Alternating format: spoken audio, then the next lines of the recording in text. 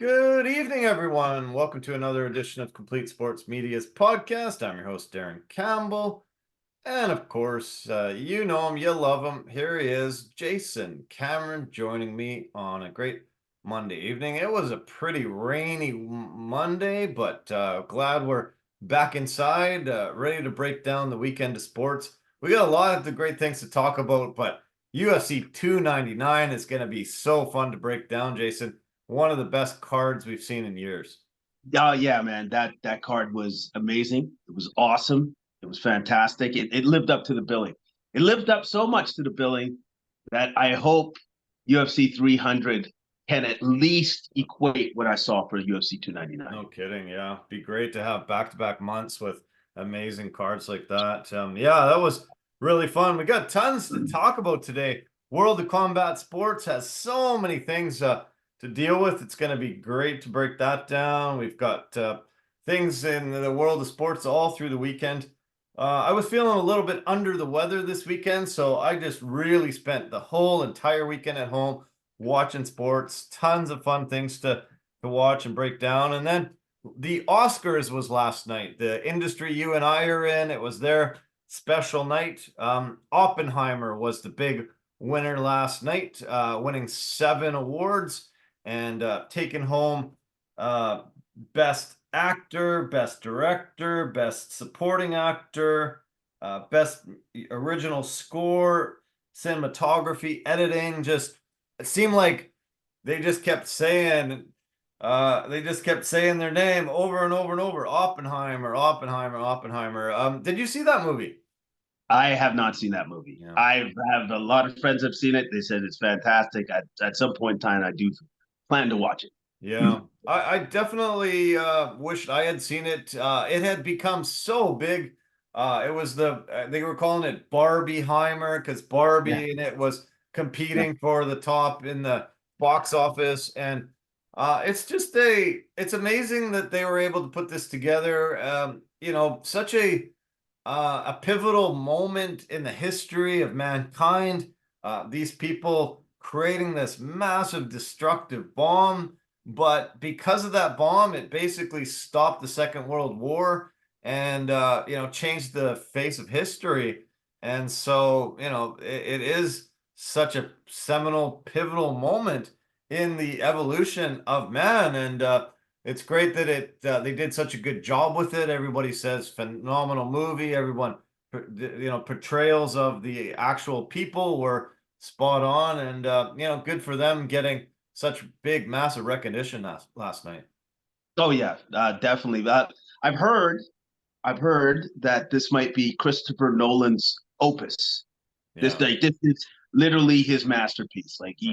I don't know if he can do any better than what he did, because at first I've heard that like literally the movie is up for possibly 9 awards that they could have won, and they Right. took 7 out of the 9, Yeah. which is very, very, very impressive. Yeah. It was great. Yeah. There was a lot of cool moments. Jimmy Kimmel was the host, and I just thought he just did an okay job. I've seen better, I guess. I just felt like there would have been more moments where I would have been laughing very heavily at him. I think he's phenomenal on his talk show with his back and forth with somebody that's sitting on the chair on the couch. He's got such sharp, quick wit, and I think that's his best place to be when he's all by himself and he's you know trying to deliver jokes. I thought a lot of them were pretty corny. They were kind of wah wah, kind of not the greatest jokes, and there was a few moments I thought, oh, pretty funny, but I think they could have got maybe a little bit more scathing of a host like Ricky Gervais. I've absolutely loved him at times. Chris Rock, after getting slapped, I guess he decided he wasn't gonna be doing it again. I don't know, but I thought it could have been better from the host wise. You know what? From all the stuff that happened last year, he's probably just wanted to play it safe too. Maybe, yeah, You know what I mean? You yeah, probably wanted to play it safe, and then also too, you're probably to follow up with a bunch of great hosts, like a bunch of great hosts, like yeah, Ricky Gervais, said Chris Rock. And then one of my favorites from back in the day, Billy Crystal. Right. Billy Yeah, Crystal, he amazing. was really great. Right near the end of the broadcast, he said, "Hey, check this out. I've been reading some of the reviews of my performance," and he started reading out this scathing. Jimmy Kimmel sucks, and this is a horrible broadcast, and what the heck? And he just kept going on and down again, and then he said, hashtag make America great again. And it was actually Trump that had tweeted that out, and he read it out. All the Trump, all the bashing that Trump was giving him. And I guess the Oscar people said, do not read this when you go out next time. And he said, okay, I won't. And then he did. And it was a pretty funny moment. I was pretty amazed that he read what Trump had put out there. I love the fact that he ignored them and said, you know what, I'm going for it. This is Oh, too good. And it worked. It yeah, worked. So it was good. Good on him. yeah. There was another moment where, I guess back many years ago, um, I think it was David Niven was up there presenting an award, and a streaker came running out on the stage, and they had to like get security and get him out of there and stuff. And Jimmy said, "Oh, it's the whatever anniversary of this streaker," and then he goes, "Man, that would be crazy if that happened." And then all of a sudden, he's like, yeah, I was wondering if there was going to be a streaker, and then all of a sudden you see this head sort of peer out over the back of the backdrop, and it's John Cena, and he's like, "Hey, Jimmy, come here," and he's like, and he goes over, "What's going on? What's going on? You're supposed to be a streaker," and he's like, I kind of just don't think it's appropriate. I don't think it's right. I don't want to do it. And then he's like, "Come on, you got to do it." And then he's like, "Come on, you gotta do something." "Well, why don't you present this award?" And he handed him this envelope. And then Cena came just sort of sliding out with the envelope in front of him, and he was completely 100% buck naked.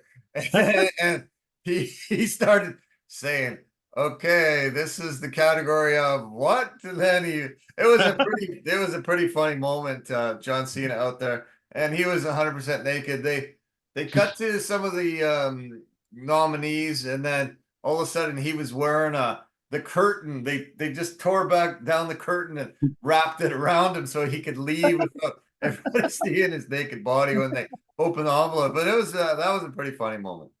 That's actually awesome. But credit to John Cena to be like, I'll do it. I'll do it in front of all my peers, in front of all the people that I've ever respected. No more respect for me, by the way. That's gone. Gone. That was funny. I actually watched this movie that just came out a couple days ago that he stars in. It's called Rookie Stanicki, and funny movie, one of the funniest movies I've seen in a long time. Oh, It's got a okay. great premise. John Cena's the main guy, and yeah, it was great. It made me laugh a lot, and I'd recommend it to anybody that's watching, listening. Except maybe 75, no, 80-year-old people, and anything below maybe 15, I wouldn't recommend it, but everybody else, good funny movie. Okay, that's great. Wow, where can I watch it? Where can you watch this movie? I'm pretty sure we saw it on I think we saw it on Netflix, I'm pretty sure, Netflix? but Mhm. yeah. Okay. Sounds But good to me. yeah, it was good. The Rock came out right after John Cena.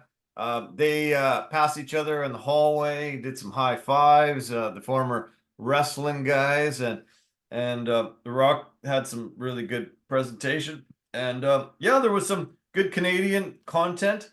I was impressed with um, Ryan Gosling. He had a singing number because he was in Barbie. He was one of the Ken dolls, and I guess he had a singing number in the movie. He presented it during the broadcast, and man, it was probably lots of people's favorite part of the entire evening.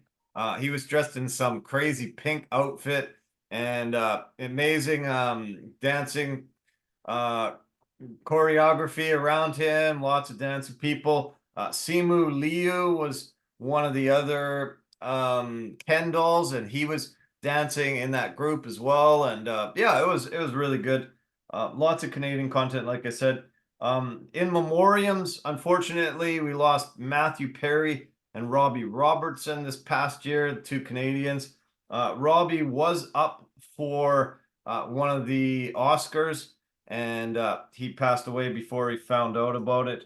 In his category, he did not win. He scored the Martin Scorsese film Killers of the Flower Moon, and yeah, there was a Canadian guy. His name is Ben Proudfoot. He won his second Oscar in his career for a short documentary. It's called The Last Repair Bay, and he won in 2022. He won for the life story of Lucy Harris, called The Queen of Basketball. An amazing documentary. I never heard of Lucy until I watched it in 2022. He did a phenomenal job, and he's won Oscar in 2022 and now 2024. This is pretty impressive for this young up-and-coming short documentary guy. I think he's going to get the money that he needs to keep producing more and more great content. Oh, no, definitely, man. Like he's an up and coming gem, that's for sure. And that's pretty impressive for him to win like Oscars that close together. It's Yeah, awesome. incredible. Yeah, amazing. It was Mhm. it was a super fun night. Um, I don't know. Maybe I started feeling bad over the weekend because I just really wasn't getting a lot of sleep late through the week. And one of the reasons was I went to a concert at the Commodore on Thursday, and we called down there and asked them what time the bands were going to be playing at, and they said, I think they said 8 o'clock, 10 o'clock, and no, I think it was 8 o'clock, 9:30, and 10:30 or something like that. So then right away we were like, oh great, we're gonna be out late. And sure enough, very late. It was I don't know what day it was. It was like a Tuesday, Wednesday, maybe even, I don't know, I forget what day. One of the middle of the weekdays, and oh man, it knocked me. The next day it was too late of a day, and getting up at 5 and trying to go at it. You had that brutal day when you had to wake up at what time? 3 something, and Yep, yeah. yep. I woke up like at 2:45, and I was out of the house by 3:10. Oh man. So yeah, just yeah, it seems to throw me for a loop. And yeah, I just felt a little bit lousy. So did Lorray, and I thought to myself, could this be COVID? Because the last time Mhm. I had COVID, I kind of felt the same sort of symptoms, but we Mhm. never got tested or anything. So, but I'm feeling I'm not 100% healthy, but I'm feeling much better. So COVID, I Right. think I would be knocked out for a bit longer. So Yeah. yeah, maybe it was just a bit of a flu, bit of a sickness, but yeah, just ended up spending the entire weekend really at home. Oh, well, you know what? Sometimes you need that rest. And also, too, what are you doing being up so late, middle of the week? Work week. Gotta go to bed. Yeah, Nine no o'clock. kidding. Yeah. Yeah. We went and saw two bands, well, three bands actually. The two main bands we wanted to see were Buck Cherry and Skid Row. You know Oh, any wow. you know any Yes. you know any of the songs from those guys? Yes, I do. And it's funny that you mentioned that because I had friends of mine that I saw on Saturday that went to that concert Hmm. because they were talking about Skid Row. And she mentioned that she was surprised by the lead singer, but she shouldn't have been because she forgot that the original lead singer wasn't part of that group. I think they got rid of him like 1997 or something like that. Yeah, they booted him a long time ago, A long time ago. but Yeah, and yeah. I'm like, how do you not remember that? That's a long time ago. You should probably know that. Yeah. I think he's popped up a couple times, played with them over the years, but they got to hate on for each other. Like a lot of bands end up being that way. And yeah, but the singer they have now, he's a Swedish guy, and he won kind of one of those America's or Swedish Got Talent or Okay. you know, The Voice or something like that. And the guy is got an amazing voice. Just hitting every note incredibly well. We had two guys sitting next to us that seemed like huge Skid Row fans from way back, and I could tell that this guy was just blowing their mind. He was just hitting every note perfectly, and it was really great. It was a really nice time. Hadn't been to the Commodore for a while, and I really loved that place. And yeah, we had a really great night. I just wish it wasn't a school night and it wasn't so late that middle of the week night. Yeah, of course, man. Like that's always the problem, and especially if the acts don't come on time. You know, like they're a little bit delayed, and then that delay carries out through the course of the night. Before you know it, you're out of there really late. Yeah, Ooh. yeah, it was super late. But yeah, Saturday was great because we had the UFC, and the other big thing that I was watching that night was the Canucks. They hosted the Winnipeg Jets. About 3 weeks ago, the Jets came in and beat them pretty handily and put the Canucks on a bit of a nosedive. I think the Canucks only won 1 out of 6 or 7 games after that game. And it was really sort of a turning point. Winnipeg had went on a nice run. Canucks had sort of went on a slide. Canucks have turned this thing around now. They've won 4 in a row. On Saturday, they beat Winnipeg handily right from the start. They came out, put it to them. They scored a goal within the first couple minutes. They were up 3-0 after one. Scored the fourth goal. Scored the fifth goal. Beat them 5-0 and really laid a spanking on them. Out hit them, outplayed them. Every single aspect of the game was dominated by the Canucks. And the cool thing is, it's the first game of 9-game homestand that they have. They've only had one homestand longer than this 9-game homestand in their entire 53-year history. They had a 10-game homestand in 1982, and they also had a 9-game homestand in 1975. So this is only this is a 9-game homestand. This doesn't happen. They just don't do this in the schedule. Really great. Will give them ability to get a lot of wins, get a lot of points, and just really keep up at the top of the conference, maybe even the top of the entire NHL. Yeah, definitely. And that what a way to start it off Yeah. with like lacking against the Winnipeg Jets. And so that foreshadows well for the team It going forward. was it was awesome. It was super fun. I'm always really happy because a Saturday night going out costs you a lot of money. You go down to Rogers Arena, you got to make that effort to get down there, pay for parking, pay for your drinks, your food, all the stuff.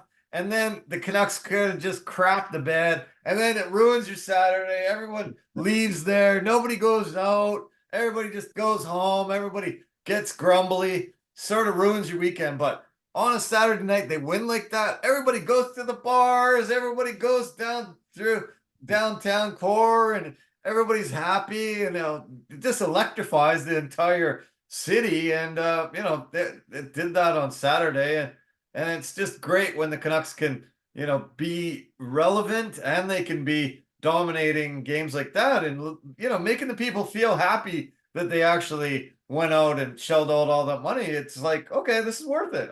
I'm having a blast. Yeah, absolutely. And the fact that they've actually given that to us for a full season. Where Yeah. it's like every time I go out to a game, it's like, well, they usually win. This is fantastic. Like 75% of the time you go see a Canucks game, they're gonna win. It's like Yeah. great. I Yeah. wish it was always like this. I know. Oh, Yeah. The Canucks have only made the playoffs once since 2015, and that was in the bubble. And so there was no playoff games here. And so the city is starved. The fans are starved from playoff action. And It looks like it's finally going to happen. The only really terrible thing that happened on Saturday night was their goalie Thatcher Demko went down with an injury. Supposedly it is a knee injury, and he's expected to miss between 2 and 4 weeks, according to reports that came out late this afternoon. He missed 3 months last year with a groin injury, and at first that was the speculation that he's got a groin injury again. They had to try to replay a bunch of saves and different motions that he was making because nobody actually saw him go and like fall on the ice and they drag him off or anything like that. He had just sort of tweaked something, and then as the game progressed, I guess he realized, oh, something's wrong, and he left the ice. Their backup came in, preserved the shutout, and it was great, but everybody was starting to get pretty concerned over the weekend. This comes out today. It doesn't sound like that brutal of an injury if he's only expected to miss 2 to 4 weeks. This 9-game homestand lasts for 23 days, so it might just be kind of the perfect timing. They got this backup Casey DeSmith, who's played pretty well. They're going to call up a guy from Abbotsford. He's going to come and back him up, and hopefully they can win the majority of these games, continue up at the top like this, and Thatcher can come in once he gets 100% healthy, and then he's actually maybe more fresh as the playoffs start, and maybe it's kind of a blessing in disguise, possibly. Hopefully it's a blessing in disguise. Hopefully. Because at least the good thing that we didn't hear was that he needed surgery. Yeah. That would be devastating. That would have been brutal, yeah. Absolutely brutal. That would have been so bad. But I'm glad he is not seriously hurt, and we will see them play. They don't play a game till Wednesday against Colorado, and then Saturday they play. They host Washington. So only 2 games this week. We'll keep our eye out. We'll let you know if we hear any more reports on how Thatcher's doing. He has been one of the best players, one of the best goalies in the NHL all season long. Really up for best goalie in the entire league award, as well as he's had one almost. I think he's had he's tied for the most wins.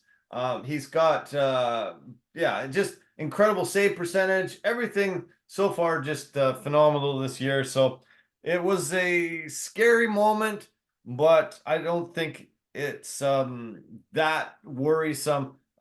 Only being out 2 to 4 weeks. Hopefully it's the lower end of that time scale. Did you see former Vancouver Canucks coach John Tortorella and what he was up to over the weekend? No, I missed that. What happened? Did he do something crazy? Yeah, he went crazy again. So Philadelphia was in Tampa Bay. Tortorella used to coach Tampa Bay, was able to take Tampa and win the Stanley Cup with him back in the 2004 season. The Lightning did a 20th anniversary celebration of that Stanley Cup winning team, and they actually put a couple of their former players' numbers up on the Tampa Bay Ring of Honor, and Brad Richards and Dave Andreychuk. And so they were having a huge celebration. It was kind of interesting. Torts was in the building coaching the Flyers, and all his former teammates were celebrating up in the private suite there, having a blast. And suddenly the referees started calling penalties on the Flyers. Penalty after penalty after penalty. The score went from 1-0 to 2-0 to 4-0 to 5-0. It ended up 7-0. And Torts just went, woo! And he just started swearing and flipping out and just losing his shit on the referee. And he got tossed. He got chucked out of the game. But he refused to leave the bench area. He refused. He's like, no, F you. I'm not going anywhere. Start the game. I'm not going anywhere. And he just refused to leave. He just sat back and he's like, I ain't going, I ain't going, I ain't going. And he just continuously said no. And they kept showing the shots of him. He already has a broken hand. Don't know what caused that. He must have punched somebody, I don't know who or what. But no, he was just absolutely determined to stay on the bench and not get tossed. Finally, he realized, all right, they're not going to start the game unless I go. So I better go. He finally left. The NHL whacked him today. 2-game suspension, $50,000 fine, and told him to smarten the F up.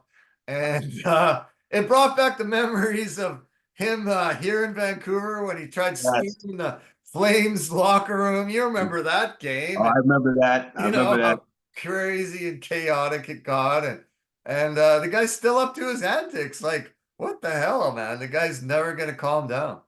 Um, with Torts, it seems to me, you tell me if I'm wrong, little man syndrome. Yep, that's Like what he's got.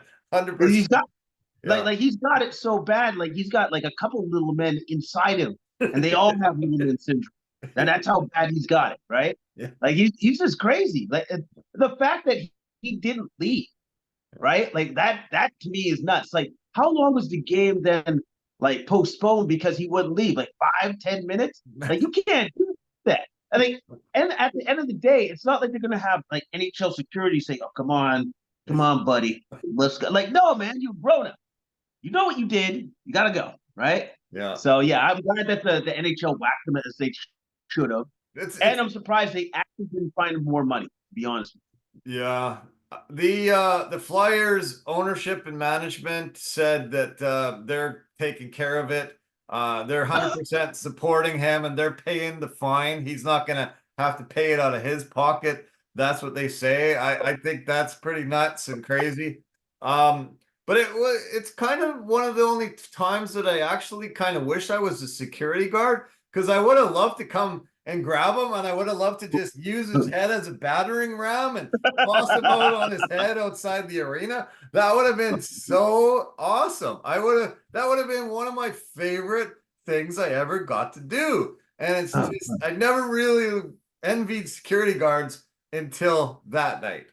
Of course, there's probably a couple of security guards going, "Come on, man, send me in. Let me be the heavy. Let me have you this guy." You I can have do to it. see some of the video from the private suite where all the former Lightning players were up. They were howling. They were just laughing their butts off at seeing their former coach just lose his mind and just refuse to go. They were just all just howling, cheersing each other, just couldn't believe that he was still up to these crazy antics. And they knew him 20 years ago when he was pulling this stuff off. He's not mellowing with age, obviously. No, that's probably what they're laughing at the most. It's like, he's still crazy. Look at that. Yeah. He still got it. Oh man. Yeah, it was classic. That was 2014, June 18th, 2014, when he did that in Vancouver. He actually at the time Vancouver was competing for a playoff spot, looking not too bad. As soon as he got suspended then, they went on to a nosedive, missed the playoffs horribly, and there was a lot of conversation over the last couple days that maybe he was doing it to spark the team. The Flyers have been playing pretty lousy lately, and they needed a spark, but I don't think this is is this gonna give them a spark and make them, turn this around and make the playoffs? Do you think your coach doing that is gonna help that at all? I don't know, man. Like, if I were a player, I'd just probably be like more like, "Yeah, this is kind of ridiculous," and then leave it like that. Like it's just like, okay, because like maybe it would spark me. There was less silliness and more passion to it. Yeah. You know what I mean? Like less silliness, more passion. Maybe then I get sparked, but from that, nah, man, I don't see it.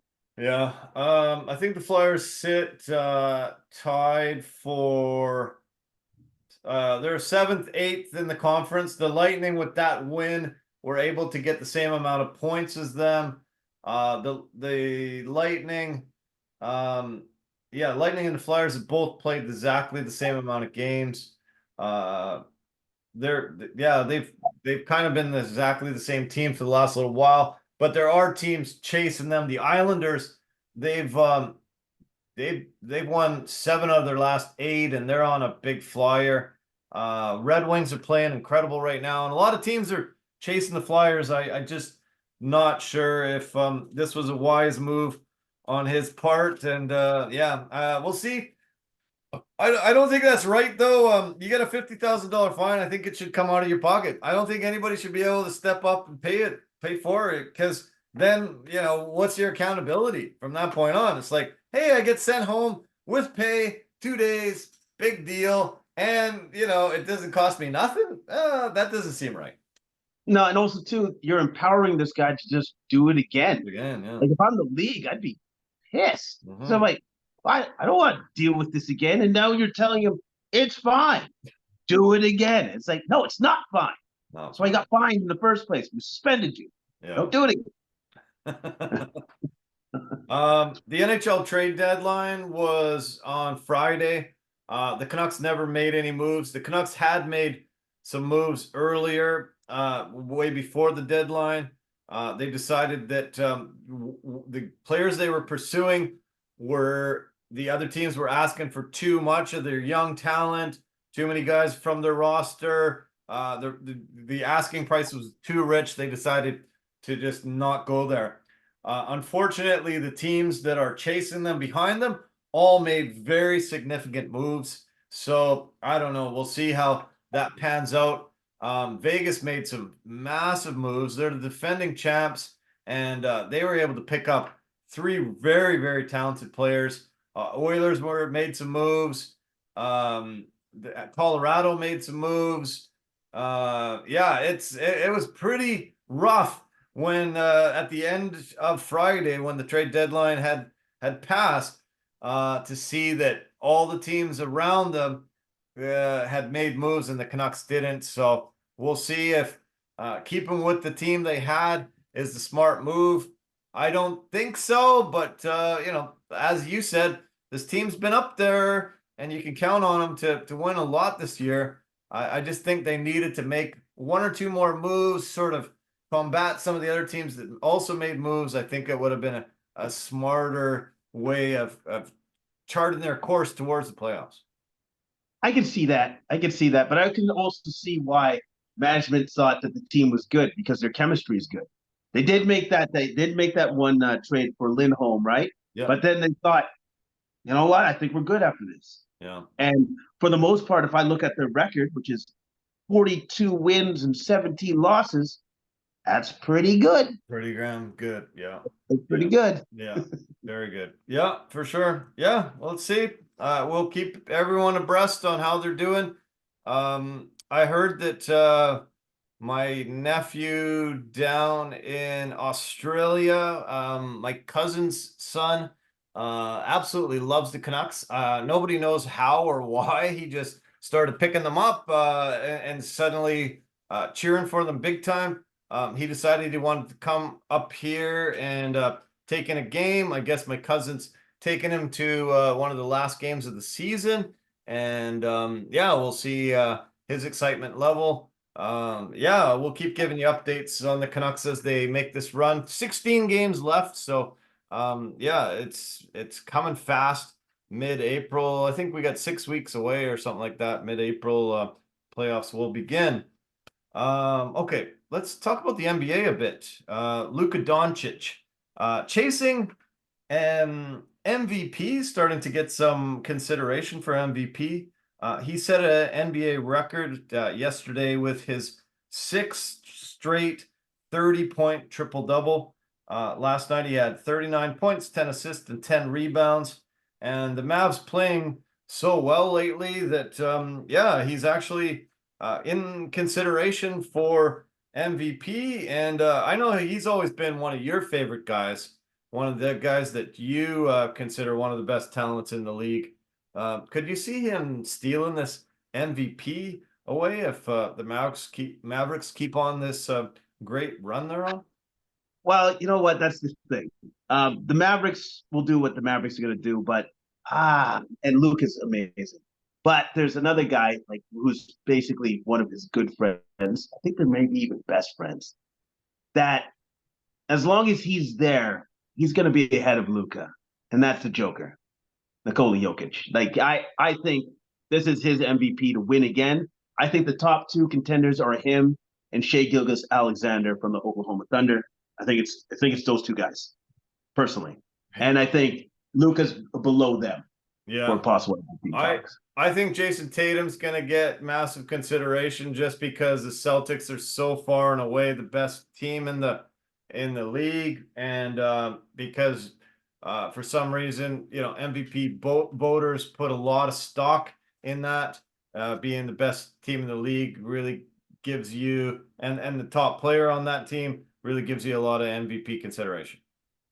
That's true. That's true, and that's another reason why I said SGA as well, because since they're number one in the West, Yeah. and I believe they're the youngest team in the NBA. I think their average age is like 24 years old. Wow. It's amazing. Amazing. That is amazing. Yeah.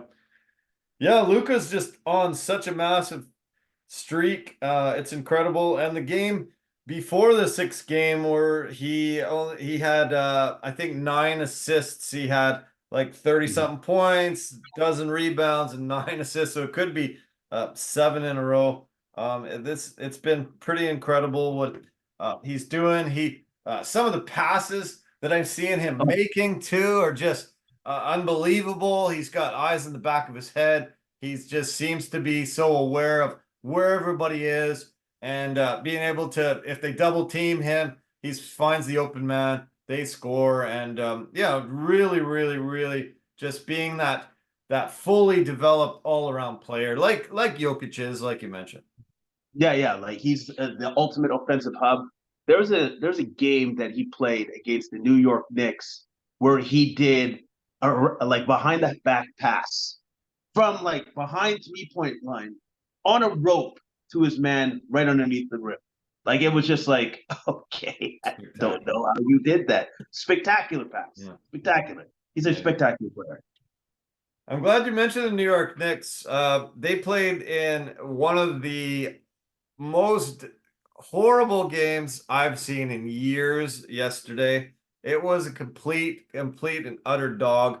I saw that listed Sixers against the Knicks, and I thought, nah, I'm not really that interested in this game. I'll record it, and I'll try to watch it a little bit on fast forward. And oh my God, it was so brutal. I finished it so fast. It was the lowest scoring game since 2016. It ended up 79-73 Philly. The teams were shooting like 20%. After the first quarter, it was like 16-16. In the end, New York shot 26 for 80, 32%. Only 22% from downtown.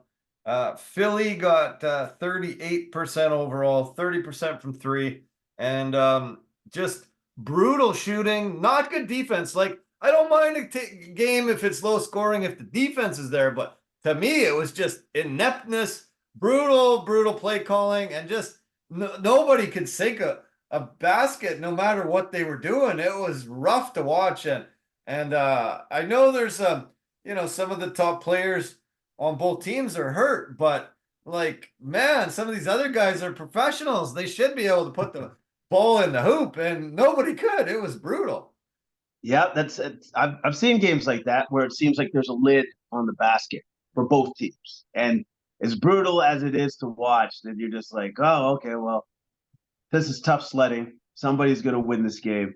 Luckily, hopefully, then you're like a fan of one of the teams, because that's just hard. That's hard basketball to watch when players aren't hitting shots. New York held their opponents under 80 in the game before that as well. It was the first time a team has held back-to-back opponents under 80 in 20 years. Wow. 20 years. Obviously, the Knicks are missing Julius Randle and OG Anunoby. Those are two big misses. And Tyrese Maxey is still out with concussion. Joel Embiid out there. So, the top guys on both teams, sure, but you've got an entire 12-man roster that should be able to step up and score, and just nobody could. It was bad. Once I looked at the injuries on New York and Philly, I started realizing how many stars are hurt right now across the NBA. It's becoming a bit of an epidemic. I mentioned Scotty Barnes broke his hand last week. So did Russell Westbrook. Both of them out. Cleveland has Donovan Mitchell, Evan Mobley, both out. Karl Anthony Towns is hurt long term. Devin Booker's out. Trae Young is out. I mentioned Embiid. Victor Wembanyama hurt his ankle really badly. Steph Curry hurt his ankle. Alperen Sengun has a really brutal leg injury. And just, I couldn't believe it. There was so many guys on injured list throughout the entire NBA. It was pretty crazy, and I'm not sure why. Yeah, it's you know what? These guys are moving faster, jumping higher than they ever have before. They're trying to keep their bodies as in shape as they can, but like it can be a brutal game. It can be a very brutal game. Because I watched the Thunder versus the Memphis Grizzlies, and they're dealing with a ton of injuries themselves. So much so that their starting lineup, I was like, who are these guys? Wow. Who are some of these guys? And so, with that being said, the Thunder didn't have any injuries. So you know what happened? They annihilated. They stomped them. I think they beat them by like 31. Yeah, it was they stomped them pretty good. And yeah, Shea is just phenomenal, and I'm glad he's going to be one of our guards for our Canadian Olympic team in Paris this summer. Man, is he looking great? And imagine if he wins MVP too, how much more even he's going to get. And they're going to probably start surrounding him with even bigger, better talent, maybe even some veterans to drive that team even farther than they can go so far. Yeah, like the team is built, like they're built to win right now. Like literally, they're years ahead of where they're supposed to be right now. They're years ahead of where they're supposed to be. The team is awesome to watch, and Shea's the one that makes it all go. So I love it. I love the fact that he's doing so well, and the fact that if he does win the MVP, he beats Joker. That in itself is amazing. That would be amazing. Yeah, incredible. One guy I didn't mention on that injured list that I went down was Benedict Mathurin. He's the Canadian that plays with the Indiana Pacers. He was just informed that he has to undergo surgery on a torn labrum in his shoulder. He's expected to make a full recovery for next season, but it might cause him some issues with the Canadian Olympic team. The Olympics go from July 26th to August 11th in Paris, France. And let's hope that he's recovered by the time July kicks around, because he would be a really, really big addition to that Canadian Olympic team. Yeah, he'd be instrumental addition to that Canadian team because we need all our guys to be there. Yeah. Because as we now know, the U.S. is sending all their big guns. Yeah. They're all I know this is the first time in many years, sort of like the old dream teams back in the 90s. I can't believe how many stars are saying that they're willing to play this time. It's pretty crazy. I think them struggling a little bit finally made all these guys realize, okay, we got to send our big boys now and show you who's still boss. And it's going to be probably impossible to beat, a fully stacked American Olympic team, but Canada, man, we've got a ton of NBA talent there now. And like you mentioned, Shea, possible MVP. So maybe, top 2 or 3 guys this entire season on our team running the point. Pretty incredible. And the ability maybe to win a silver medal in the Olympics would be incredible. No, yeah, man. And then also too, the U.S. actually knows this. They have to know this. You got to send your best now, bud, because you tried that with the FIBA and like with the new blood, and well, that didn't work out so well. So that's why all your old guys and then the vets are like, okay, well, I guess now we got to go. Yeah. Because you do have to go. You can't underestimate the rest of the world anymore. They're too good. I mentioned John Tortorella in the NHL pissing off their officials. Well, did you see what Rudy Gobert did to piss off the officials in the NBA? No, I didn't see that. What happened? He started making money symbols to them, Oh, saying oh, yeah. that he thought they had some money on the game, Not and good. he got ejected. He got fined 100K. I don't know if the owner of the T Wolves is stepping up to pay this fine for Yeah, him. I don't think too many people will be doing that. He kind of scaled it back a little bit if he could over the last couple days, but you can't be saying that kind of stuff that maybe the officials are worked and they're got some money on the game. That's going into some bad territory there. no, yeah, yeah. That's one of the things that they're not going to stand for ever, and for obvious reasons. So, yeah, I understand why he got kicked out of the game, why he got fined. Again, I'm surprised he didn't get fined more because Yeah, he could have. yeah. He got fined a lot more. Send a message. Yeah, and he's that COVID Mary kind of guy that a lot of people don't forget that. And yeah, he's not doing himself any favors with the league, and it might not help them in the playoffs, as they're trying to chase down a conference championship as well as advance farther than they have in a very long time. So okay, let's turn to the NFL. Massive, massive spending frenzy today. Tons and tons of deals. They just kept coming fast and furious. I tried writing them down. I got a list here. You might not see it. It's No, probably too light, but oh my yeah. God, I got a list here and over and over and over. And I kept updating, and there was more and more and more. But the one I thought you would be most excited is your Atlanta Falcons have a new quarterback, 4-year, $180 million deal. Who did you Oh, get? Who did you we get? got Do you Kirk. know? We got Kirk Cousins. You did. You got Kirk Cousins. Oh man, all right. Because there was a lot of rumors going on, and I was just like, as long as it's not Russell Wilson, I'm good. Good. Let's talk about Russell in a minute, but what do you think?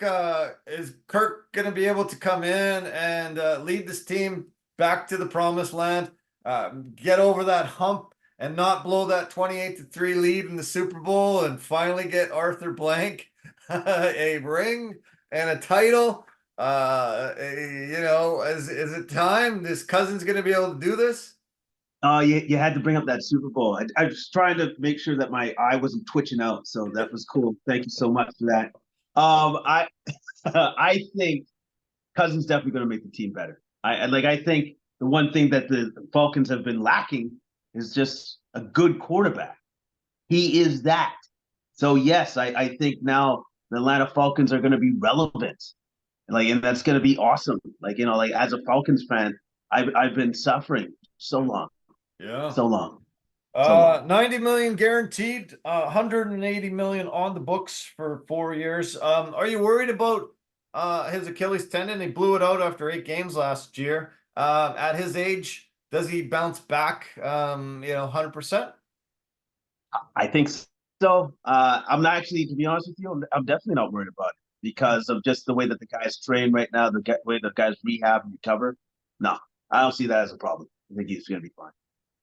Okay, you and I have talked a lot in the last year about the running back just being devalued constantly more and more. And I think it was last week, I just started listing off all the running backs that were going to be available for Yep. teams to try to grab onto. And you said, wow, that list was unbelievable. So impressive. These are the lead of the lead of the running backs in the league currently, while some big ones got jumped off the board today.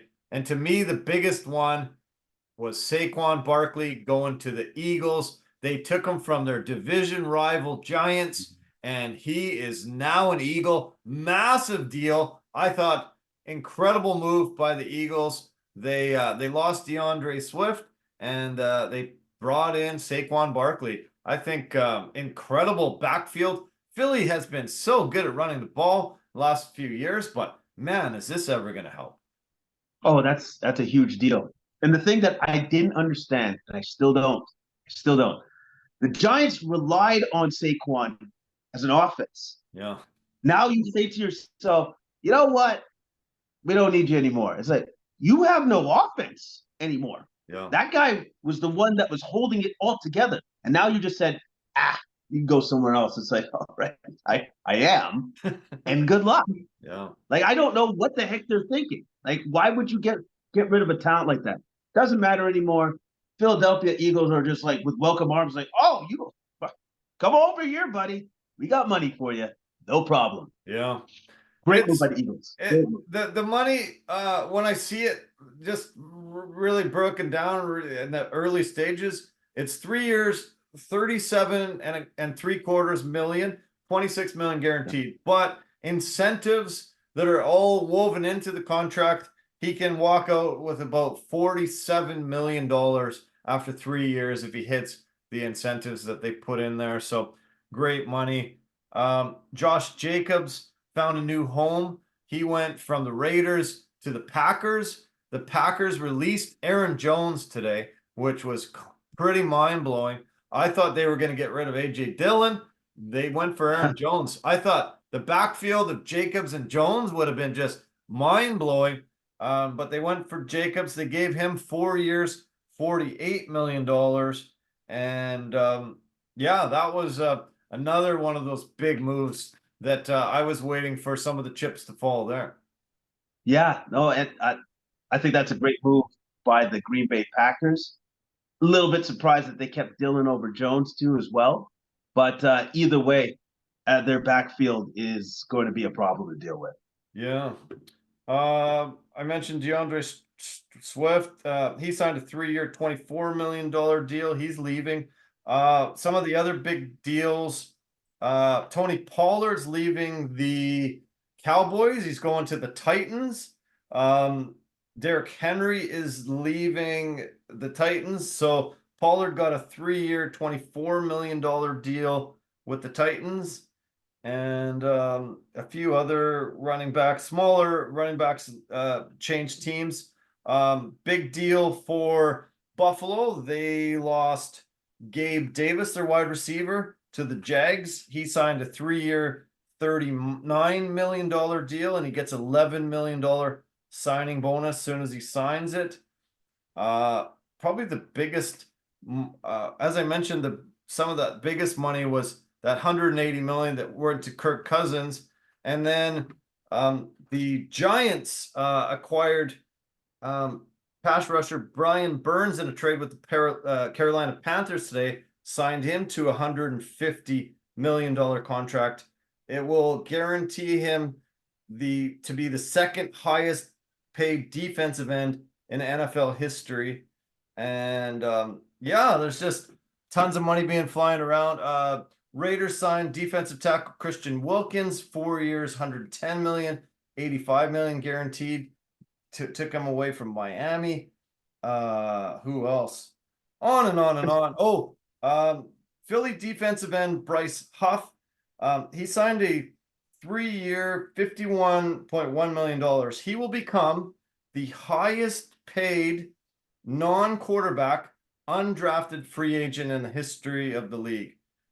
He went to the Jets as an undrafted free agent, ended up working out with them. This past year, he had 10 sacks, 68 quarterback pressures, and only made $4 million last year. At 25 years old, boom, he's jumping to Philly, and they're giving him $51 million over 3 years. And yeah, on and on and on. It was a fun day to watch the wire and seeing all these huge deals coming through. Oh yeah, and also too, I wanted to mention that Chris Jones re-upped with the Kansas City Chiefs. Yep. Yeah, and that was, but as far as I'm concerned, very smart move. Massive deal. Their defense was instrumental in their win and in their playoff win and in the Super Bowl win. Like they needed that defense to be as good as they were. Yeah.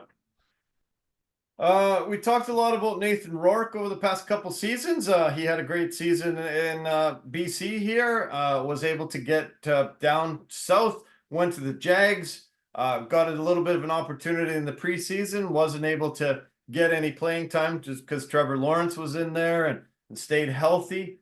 Went to the Patriots. Now he's been able to jump ahead of Mac Jones, who is going to the Jags now. And now Nathan Rourke is going to fight it out with Bailey Zappi, and maybe who the Patriots will be drafting this upcoming draft. But Nathan Rourke is one step closer to getting some snaps and some legitimate playing time in the NFL. Yeah, which is awesome to see. I was actually happy to hear that Mac Jones is out, because I'm like, okay, that's another obstacle out of his way. Yeah. And if he has to just go against Bailey Zappi and whoever they bring in from the draft, like, oh, okay, well, that means he's got a shot. He's got a real shot. Yeah.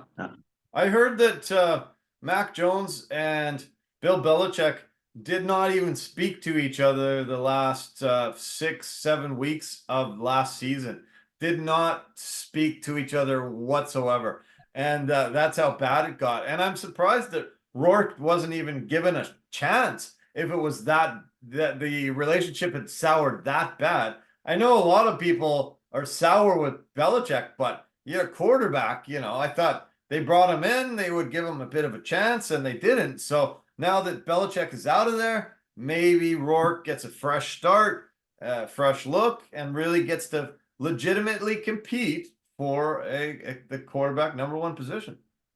Yeah, I think so, and I think it's Gerard Mayo that's now the head coach there, right? Yeah, because I think he'll actually do that. Like, he'll say, like, hey, this is your chance. This is it right now, as it stands. So I think he's going to actually give the kid a real chance. There was a crazy story that came out over the weekend regarding fans that went to the Chiefs Dolphins game January 13th, and it was one of the coldest games in the history of the NFL. 30 people started showing signs of frostbite after that game, went to the hospital. 12 of them had to have toes and fingers amputated because of frostbite. Oh, no. Oh, man. That's, you know what? I hear that. It's like, no more cold weather games, kids. No more cold weather games. We're not doing that anymore. I can't believe that. I didn't know that. Yeah. That's crazy. That is insane. And that's insane. And the other 30, they're not sure for sure that they're going to be able to keep their fingers and toes. They're monitoring them and they're seeing if they come back to life. But I think 30 of them went in there with some severe frostbite, and 12 of them have had to have amputations. Like, that's psychotic, and that's something the NFL has to step into and say there's got to be a line drawn, and we gotta make sure this isn't going to happen again. You can't go to a game and start losing digits like that. That's a little bit psycho and brutal, and we can't have that anymore.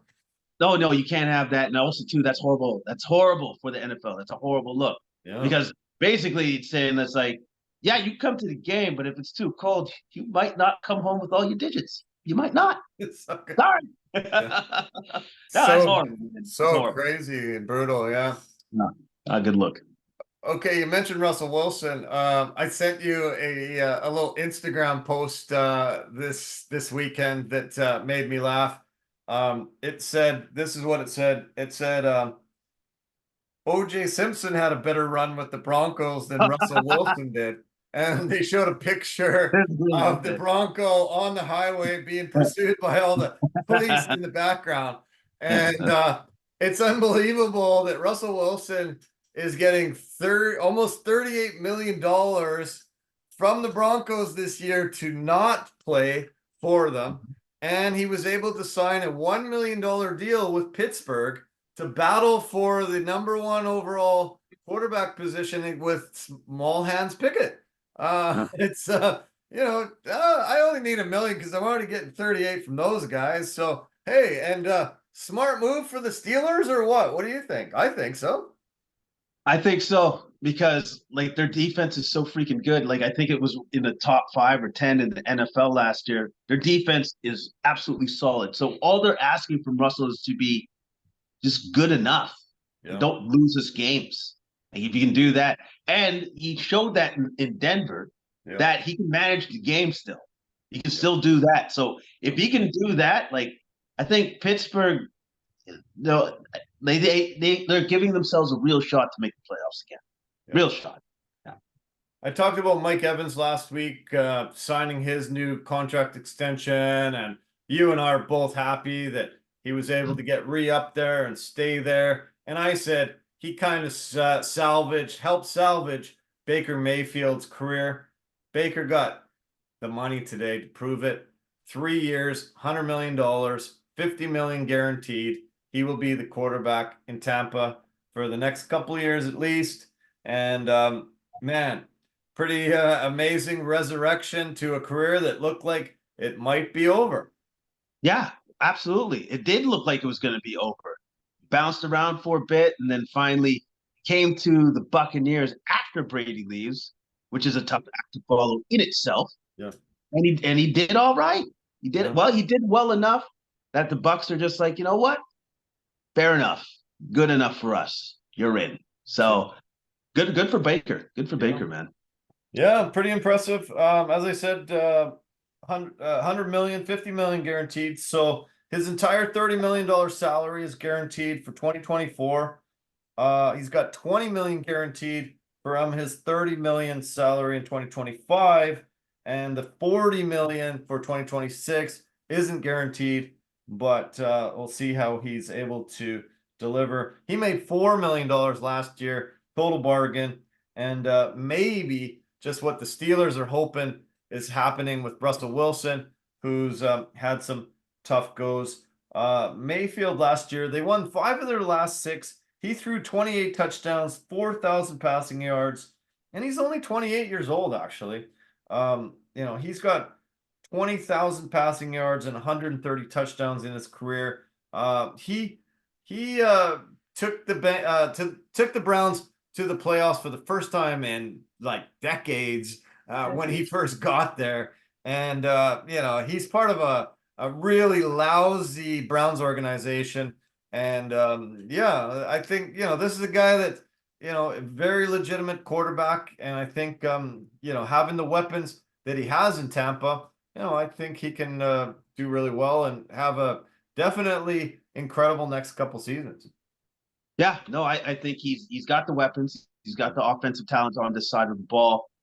He just has to be consistent, and if he can be consistent, I think the Bucks can definitely have some success. Philadelphia Eagles, I mentioned them a couple times earlier. They were dealt another blow over the weekend. Jason Kelsey retired last week. Fletcher Cox decided to call it a career this weekend. He spent his entire 12-year career in Philly, 6-time Pro Bowler, Super Bowl champion, 519 tackles, 70 sacks, 16 forced fumbles, 3 touchdowns scored. And he was a force inside on that defense for many years, and tough to see him go. But 12-year career, pretty impressive in the NFL these days, and he will be missed, I think, by Yeah, the no, Eagles and the Eagles fans. no, he definitely will be missed, man. Like, and that kind of sucks for the Eagles to lose 2 pillars Yeah, of your organization at the same time.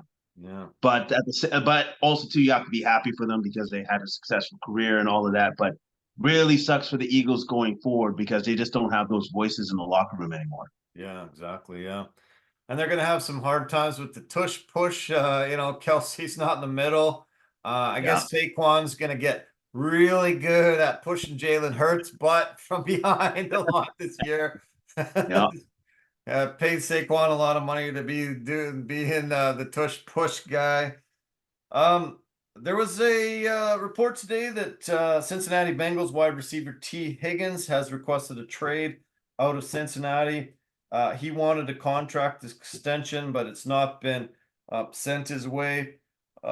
He's due to make $21.8 million for this upcoming season.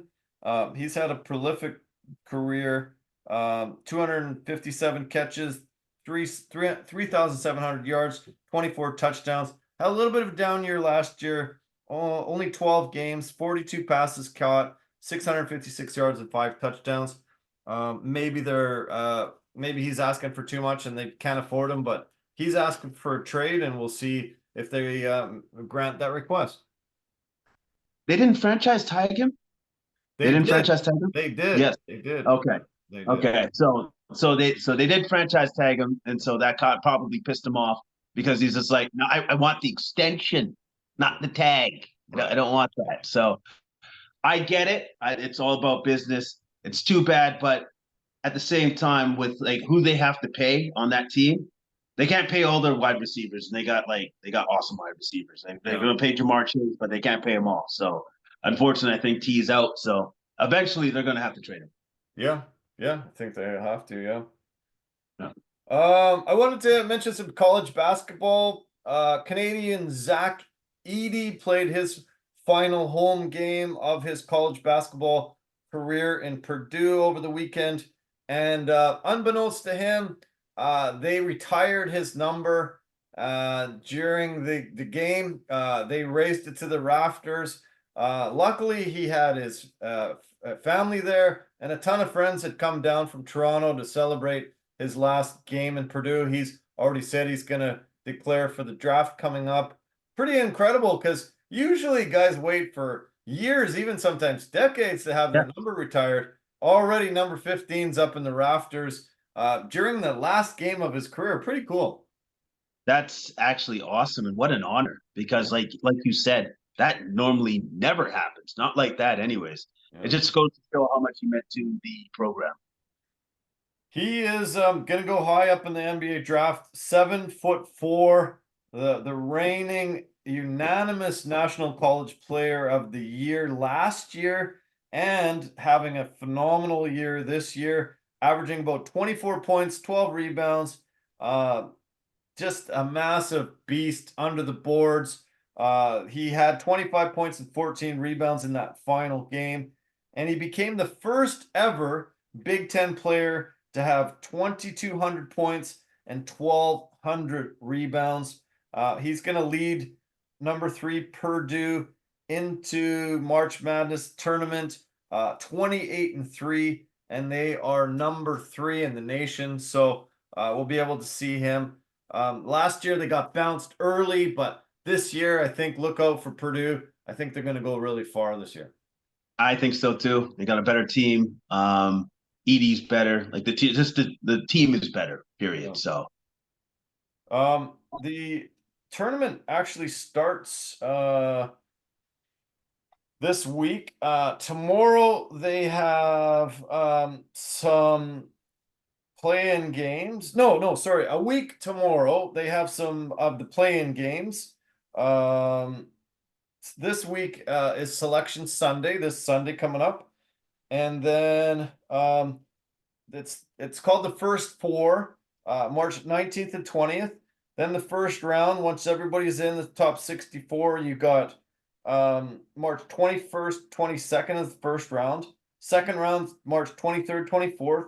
Sweet 16, March 28th, 29th. Elite 8, the 30th and 31st.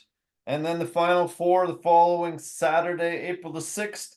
And then that's down in Glendale, Arizona, where they also have the national championship game, which goes Monday, April 8th. Absolutely amazing, fun tournament, and can't wait. Glad we're just a week away from games. Yeah, man, I'm super pumped. I'm super pumped. I always love watching March Madness because it always falls right around the most important day of the year, my birthday. So yes, nice. It's going to be fantastic. It's going to be great. I love it. We talked about Caitlin Clark tons this year. She was able to play her final home game in the Big Ten championship on Sunday. She scored 30 of her 34 points after halftime and scored the game-winning 3 in overtime to lead the Hawkeyes to a 29-4 record, the Big Ten championship. And they were actually able to vault up to number 2 in the country behind the undefeated South Carolina Gamecocks, who finished 32-0 this season. And Caitlin and her Hawkeyes are looking phenomenal and poised to try to get a championship before she heads to the WNBA. Great to see her perform and get that game-winning bucket again. Oh man, she's amazing. She's awesome. And I think it would be perfect if I don't know how the bracket's going to work out, obviously, but if they were to meet South Carolina in the finals, Yeah, that would be awesome. Because I what I did see, I don't know when the game happened, but they were playing against the Tennessee Balls, the Gamecocks, and the Balls were about to upset them yeah, until their center, I believe, hit the bank three to win the game, that was and you're amazing. just like, Yeah, that was amazing. But I'm just like, oh, why is she wide open? Because I'm like, oh, that looks like that's the center. She probably shouldn't take that shot. Oh, she took the shot and she hit the shot. yeah. Nice. Yeah, that was impressive. That was on I think that was on Saturday. Yeah. And then on Sunday they ended up playing LSU. And it Okay. was South Carolina #1, LSU was #2, Yep. and Iowa was in #3 position. Yeah. During the game, it was back and forth, really, really tightly contested game. Oh, And then all of a I sudden, saw that. just under 2 minutes to play, Yeah. LSU, Flo J. Johnson intentionally fouled one of the South Carolina players, Malaysia Fawali. She was trying to prevent her from doing a breakaway Yeah. layup. And all of a sudden, some of the other players started coming in to try to defend their teammates. And then she turned around, shoved one of the players. Another player turned and shoved another player down to the ground. And then Oh, yeah. all hell broke loose. The benches cleared. Everybody ran onto the floor. There was tons of ejections. There was only 6 players on one team and 5 players on the other team by the time the game finished. And they actually escorted one of the women's brothers out and arrested him, and he's still in jail right now for assault. It became this huge, massive thing, and some of these players will be suspended for their opening game of the NCAA tournament because they got kicked out of that game, and that is an automatic game suspension for the next game. So both #1 and #3 are in trouble and might possibly get upset because they're not going to have their full roster for sure going into that opening game. Yeah. I didn't realize the ramifications of that was going to be so serious because I did see that. I saw that off Instagram, especially where it looked like the Gamecock center came through and smoked the LSU. Like she unloaded on that woman, knocked her to the ground.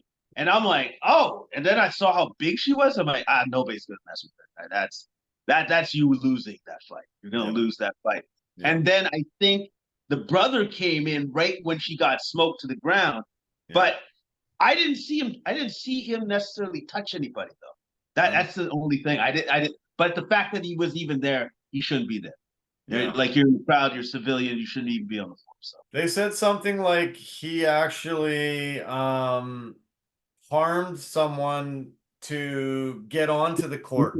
Oh, okay. There it is. And that I think that person was like an official keeping score or tending to the things. He harmed her as he was trying to get onto the court. And I saw him being escorted away pretty quickly once he got on the court and he started pointing at people, but I guess it had happened previously, and I've been unable to see it sort of rewound to see him when he did entering in and having that interaction before he gets to the court. So yeah. Anyway, I guess I think he spent a night or two in prison so far, and so that's pretty rough. And yeah, it's got to sort of rattle both these teams who are #1 and #3 going into the tournament. Yeah, that definitely, man. But that's what competition does sometimes. Get a little heated, get a little bit in the moment, so to speak. But hopefully it doesn't like derail their seasons going into the March Madness. I hope it doesn't. But wait, we'll see. Yeah. We'll see. Great news over the weekend. The Toronto Blue Jays have signed Joey Votto, one of Canada's greatest Major League Baseball players ever, to a minor league contract. They've invited him to spring training games, given him an opportunity to make the roster. This is maybe Canada's second or third greatest ball player of all time. He spent his entire career in Cincinnati and has started seeing a diminished role over the last couple of years. 40 years old. Last year he didn't play a ton. Still hit pretty well. And the Blue Jays are giving him an opportunity to play with his hometown team for his final season, probably in the majors. So great to see him. Love this guy. Hope he makes the squad, makes the roster. He'll be a really good addition. Good bench player, great guy in the clubhouse. I really hope it happens for him.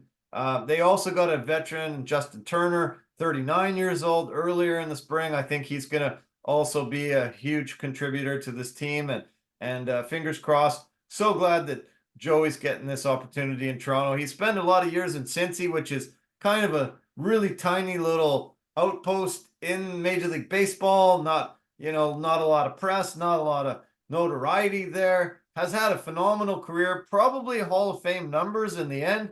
But it'll be great if he can further his career at least one more season. Yeah, no, that's awesome. That's great that the Blue Jays gave him that opportunity. And I hope he makes it just for the mere fact of how good a clubhouse guy that guy is. Yeah. Like all the younger players on the Blue Jays can definitely get something out of his presence for sure. Yeah. Oh, you're bang on there. Definitely. So great. I want to mention MLS. Vancouver Whitecaps got their first win, 2-0 win over the San Jose Earthquakes over the weekend. Great to see them be able to pull off a victory. Inter Miami lost their first game, but Lionel Messi was injured and did not play. So unfortunately, Miami will probably lose if Messi doesn't play and probably win if he does. So I guess they're hoping that he can stay healthy. Maybe he can't. You and I talked a lot. Is he going to play? Won't he? Won't he? And it's going to probably be something we discuss almost the entire year.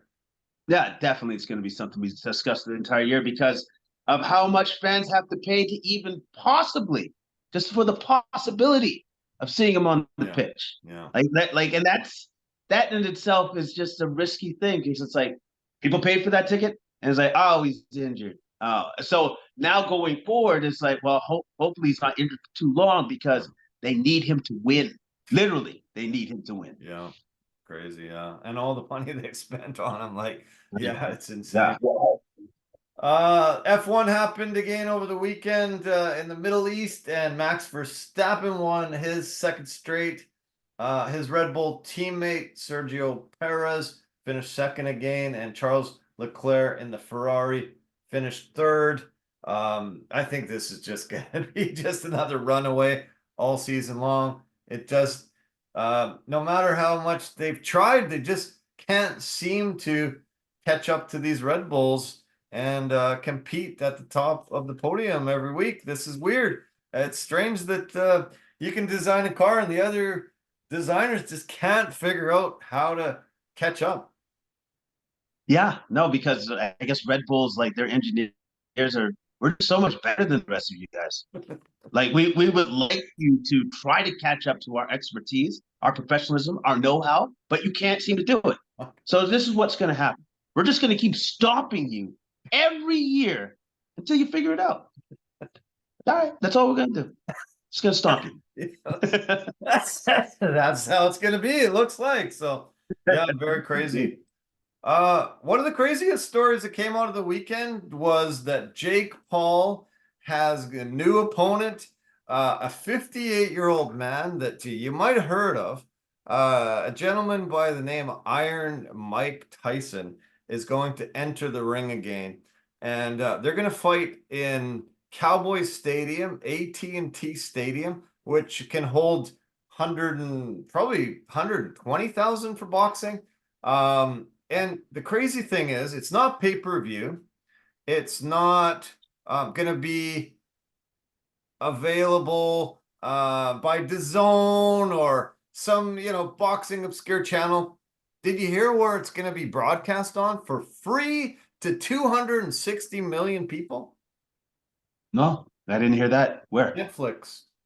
Netflix is broadcasting it to every subscriber for free, and it will be the most widely viewed boxing match in the history of man because of that fact. Wow. Okay. That might be a very smart move by the Pauls. They're pretty savvy with that stuff. Yeah. The only thing that he's not savvy about, and I'm going to say this, you don't fight Mike Tyson. You don't fight Mike Tyson at any age that man's at.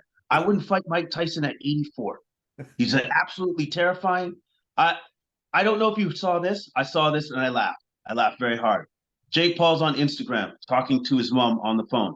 Told his mom, I'm going to fight Mike Tyson. Mom's response, you're going to get knocked out. I love it. Yeah.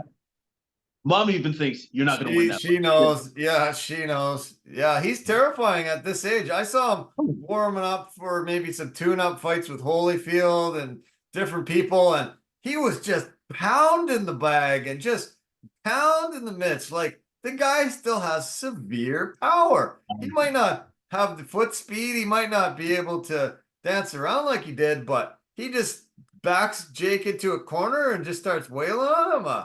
Big trouble for Jake Paul, man. And, there's a 31-year age difference, which is pretty crazy and significant, but Mike Tyson is one of the most powerful humans to ever walk the face of the earth. And be careful what you ask for. This is insane. The one thing that they always say about heavyweight boxers is the last thing to go is your power. Yeah. And that's what Mike Tyson was known for, was absolute power. So I commend Jake Paul for going into that. Like, I don't know what kind of entrance music he's gonna have walking in. Maybe The Undertaker, because that would probably be more poignant, to be honest with you, because it's like he's gonna put you in a casket after that's done, son. I'm sorry. Yeah. Yeah. Yeah, it's insane and amazing. Yeah, I don't know the kind of money that they're talking about yet. I don't know. I'm glad that Netflix has finally decided to do live sports. I think this is great for the sporting world, and the reach that they have is just massive. Yeah. You and I have been talking about Saudi Arabia being such a boxing hotbed now, and the possibility of finally putting on these super fights that we're asking for. And the Paul somehow convinced Netflix to make this, their foray into live sports. And man, this is a kid. You sent me that Instagram post. This is Jake Paul at 16 acting like a goof on on Instagram. And this is Mike Tyson killing guys at 16 years old. And it's amazing that their life trajectory can meet this many years later at the top of the boxing world like this. And there'll be more people watching this boxing fight than any other boxing fight that's ever happened on the face of the planet. That's pretty bizarre. That's pretty bizarre. And especially considering it is Mike Tyson, but like 20, 30 years removed from his prime. Yeah. All right. Yeah. And he might be the most watched boxing match still. So I give him credit for that. He was recently on Joe Rogan's podcast, and Joe asked him that question, and he thought it was cool. He's not insulted by it. He was just like, no, it's cool. I think it's more cool for him. It's like, oh, no, they're going to pay me a bunch of money. Yeah, it's cool. I'm good with it.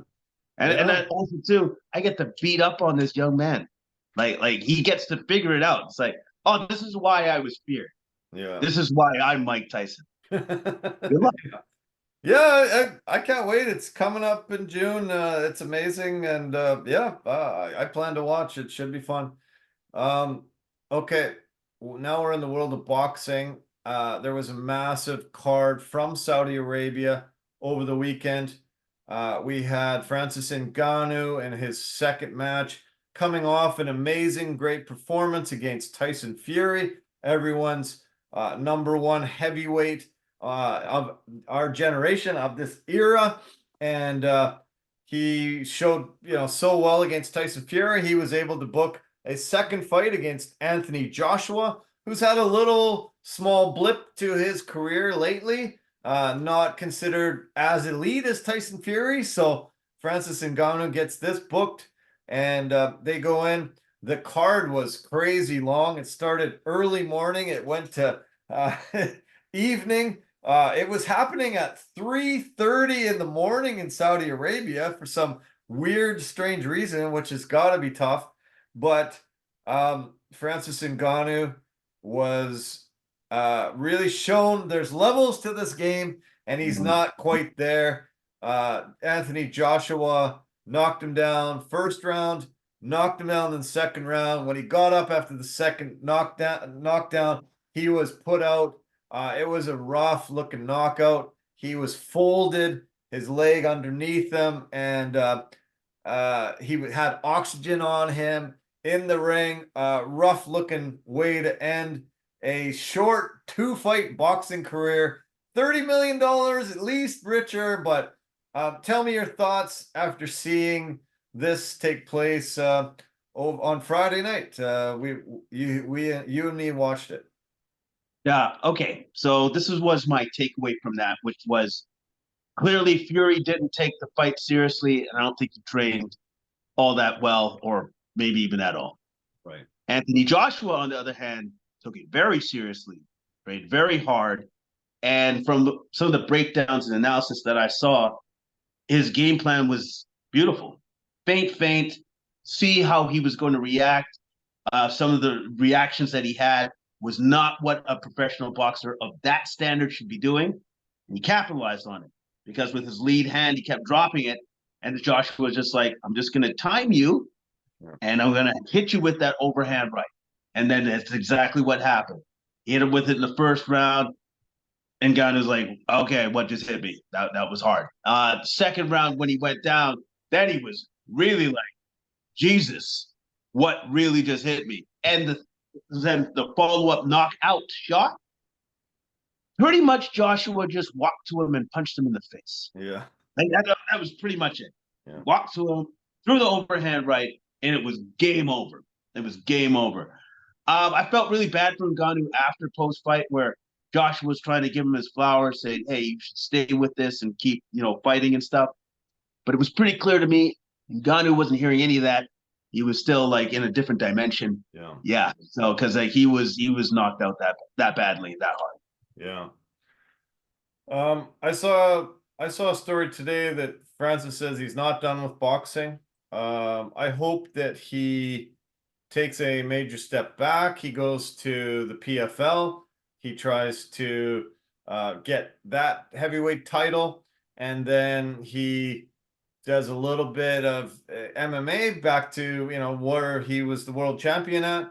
And then if he wants to pursue a boxing career, maybe, get some guys more on his level, get himself some ring experience, get himself, legitimate, so that you're right. A top level boxer doesn't make a feint and he ducks right into it, walks into it, walking down. He just doesn't have that ring experience and the ability to immediately process, what do I do when this happens, when that happens, and it will lead to more brutal knockouts, more concussions, and possibly some brain damage, which we would never want anyone to have to suffer from. Of course, absolutely not. We don't want that to happen. But it just kind of goes to show too, it's like stepping into somebody else's combat space where they're the best at it. Well, that's a really hard thing to do. Yeah. It's a really hard thing to do, and it usually never happens. It would be the same thing as Joshua stepping into Ngannou's world in the PFL. That's not going to work. Yeah. and even Joshua knows, it's like, I better catch him coming in, or else I'm going to be taken out within that first round. Easy. We talked about Alex Volkanovski and getting knocked out again. Pretty recently after being knocked out before. How long would you like it to be before we see him in the PFL fighting for this title? Be honest, I thought that knockout was pretty savage. I think he should, if he's going to do that, he should fight at the end of the year. Yeah. I think that's appropriate for him. After a knockout of that magnitude, he should fight at the end of the year. Yeah. I think that's safe.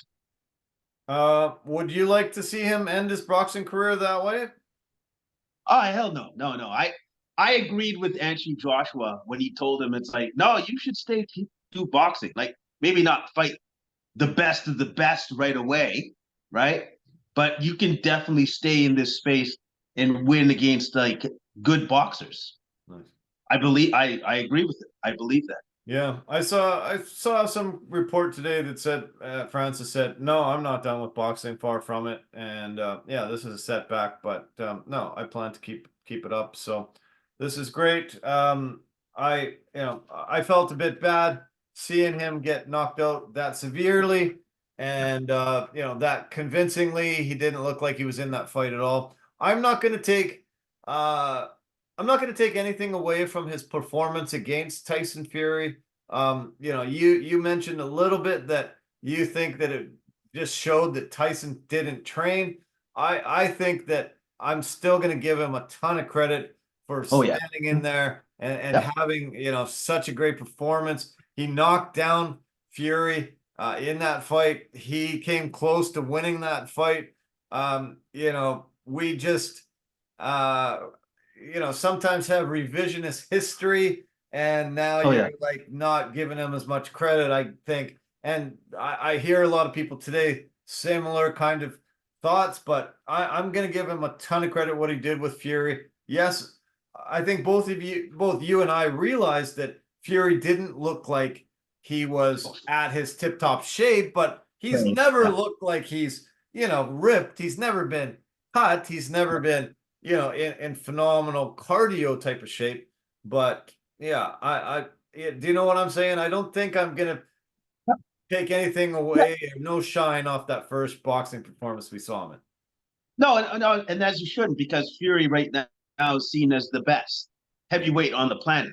And even if he didn't he didn't do the work that he needs to do with his talent level, all of that stuff that Francis did to him probably shouldn't have happened. Anyways, regardless, it shouldn't have happened. But now, if you're going to tell me that did he train as hard as he's training right now for Usyk?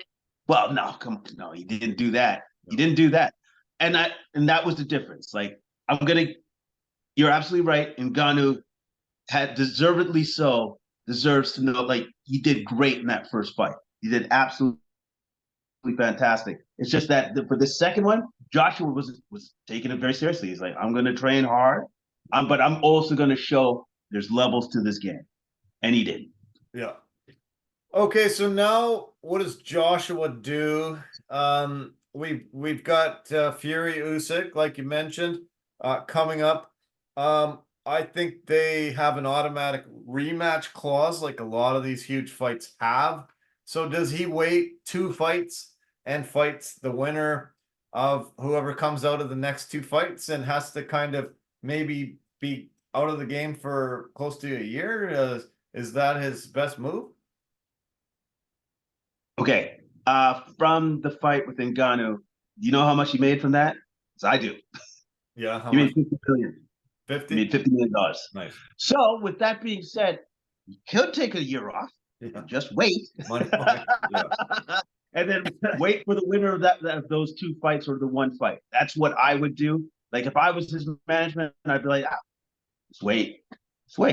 Yeah. Because, like, after he waits and whatever the results of that could possibly be one of the biggest heavyweight fights in a long time. Yeah. Long. Yeah, I think if I was his management team, I would say that you run too much of a risk if you get KO'd by somebody else. And it might derail the possibility of you fighting the winner of these 2 guys. And so, yeah, you got the money.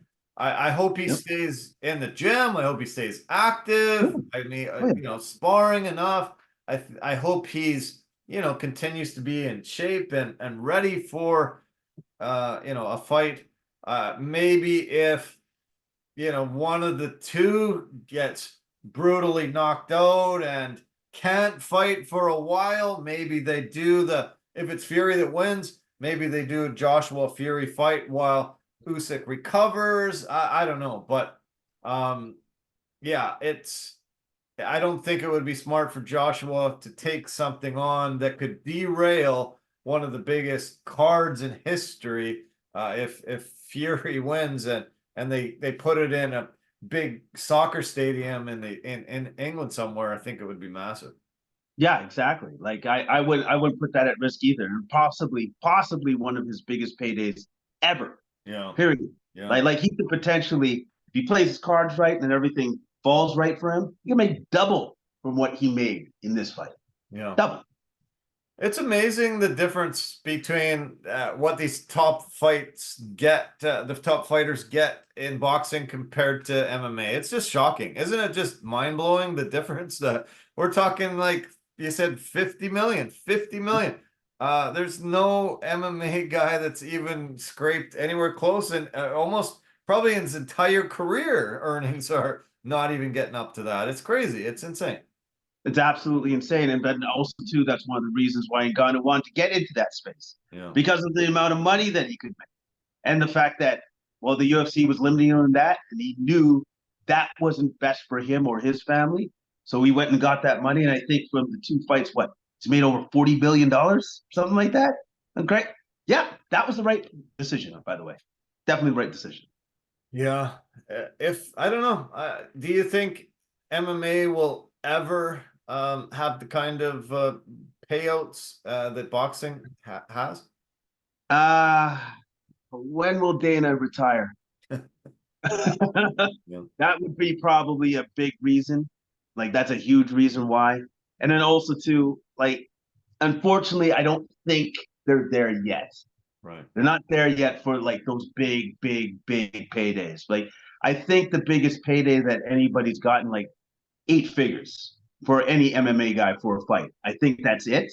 Yeah. And but like that's not in the upper echelon of 8 figures. It's just like 10, whatever that is, 10, 15 million. So there are ways away from getting that kind of money, but I would say they're getting closer and closer every year. Yeah. Okay, well, let's talk about some MMA now. We had UFC 299 in Miami, Florida. One of the faces of the new UFC is Sean O'Malley. He's the guy that's moving the needle now. He's starting to make me think of Conor McGregor. Conor McGregor's rise and the way he was starting to just get the popularity up and calling his shots, beating all the competition out there, and Sean O'Malley's becoming a real star. The UFC was able to get a $14 million gate that night in Miami. It was the fourth largest gate in UFC history, and Sean O'Malley's kind of just really just meteorically risen to that spot in the past couple years, and he might be one of these guys that we see start getting 20 million, 25 million, 30 million, possibly. Can you see a place in history where he's the face of the MMA and is starting to make that kind of money? I could see it. I could see it because he is a personality. He does know how to sell a fight. And also too, when he puts on the fights, like this fight with Vera, that was an excellent fight, man. That was a great fight to watch. And also too, partly because of the fact that Vera is tougher than any human being should rightly be. Like that said, he made that fight as well. Maybe. But yeah, I could definitely see that happen. I can see that happen. Yeah, the main event, for anybody that doesn't know, it was Sugar Sean O'Malley, the bantamweight champion, facing Marlon Chito Vera. These guys had fought 4 years ago, and Chito was able to give a calf kick to Sugar Sean and render his leg sort of inoperable. He wasn't able to stand on it anymore, fell to the ground. Vera got on top of him, rained down a few elbows, was able to get the stoppage victory, and it was the only blemish on O'Malley's record. Once he got the belt by beating Aljamain Sterling, he got the belt and ended up saying, okay, who's the guy I really want to beat up? The only guy that they say beat me, I don't think he beat me, but I'll prove to you guys that it was a fluke. And so he called them out. Both these fighters have been super tough and both fighting incredibly well, moving up the ranks. And this was a one-sided affair in this rematch. Vera, you said, is tough. Man, he took a knee to the face that looked like it might have broken a bunch of bones in his face and just kept coming and kept coming. After a while, I think O'Malley realized I could hit this guy with a truck and he's not going out, but he is so fast. He's so accurate. He has incredible movement, and he was just able to put on a master class that really just showed there's levels in this division, and he is the top by far, the best. And it was, just one of those title performances that will go down in history as one of the best ever. Masterclass in striking, masterclass in distance management and footwork. Like, it was just the way that he kept the fight at the distance he was comfortable at, and he kept the fight like that for all 5 rounds. Yeah, all 5 rounds. And it's not like Vera was fighting poorly. He wasn't. No. It was just like O'Malley was just that hard to fight. He's just that special. He's that gifted, and he's that good. And I thought Vera would have a chance to be started early in the earlier rounds. And as far as from what I saw, he was actually trying to. He wasn't the normal Vera that we've seen before, where he was tentative or he wasn't throwing his play. He was doing what he's supposed to do. Yeah. It was just very hard to find O'Malley. And again, like, his distance management on his striking was just, it was as good as it's ever been. Yeah. I was really blown away at how O'Malley fought. He just was never really in trouble the entire 5 rounds, won all 5 rounds, and just utilized the game plan to perfection. I saw Vera start a little bit slow again, but I thought he just kept coming on and coming on. I thought his best round was the 4th round, and he really put it on him, but just was never really even able to get him into much trouble at all. And I just was really, really blown away and impressed by O'Malley, and now really starting to legitimately think that he's not just all brash and talk. He actually can back up a lot of what he says. I think some of the way he goes about things, it turned me off and made me not a fan. But when I see someone do that incredible things in the cage, I start moving over to their side and realizing, wow, what a special fighter this guy is. Yeah, no, he most certainly is. Special fighter. He's very good. It makes me more excited to see his fight with Merab Davishvili and how each of them are going to deal with the other. Yeah. Like, I'm definitely looking forward to that fight. But by the way, I do want to give Vera just a little bit of flowers. He did land that one body shot right at the end of the fight. Yeah, that hurt O'Malley. You could tell he was like, okay, that's that true. Yeah. And at the end of the fight too, okay, you may beat Chito Vera, but you're going to pay for it. Like, I saw the bandages that he had on his arm. He was beaten up, O'Malley. Yeah. So it's like, yeah, you won that fight, but like, it was tough. It was tough. Yeah. Yeah, he had a walking boot on after. He said his foot was blown up. He said he had a Liz Frank injury earlier in his career, and he thought that maybe it had happened again. He decided to put the boot on. He was beat up for sure. He was beat up. It was a 5-round war, and he was beat up. But I just saw a guy that as I said, master class, and it was mind blowing how good he was. I thought it would be a closer fight. I really thought they would trade rounds, and maybe if it was the decision, it would be 3 rounds to 2 for O'Malley probably, but no, 5 rounds to none, and just amazing. He called out Ilya Tupuria. I think that right away made Dana White not that happy. I don't think he wants that much jumping between weight divisions and weight classes, especially when you're just early on into Yeah.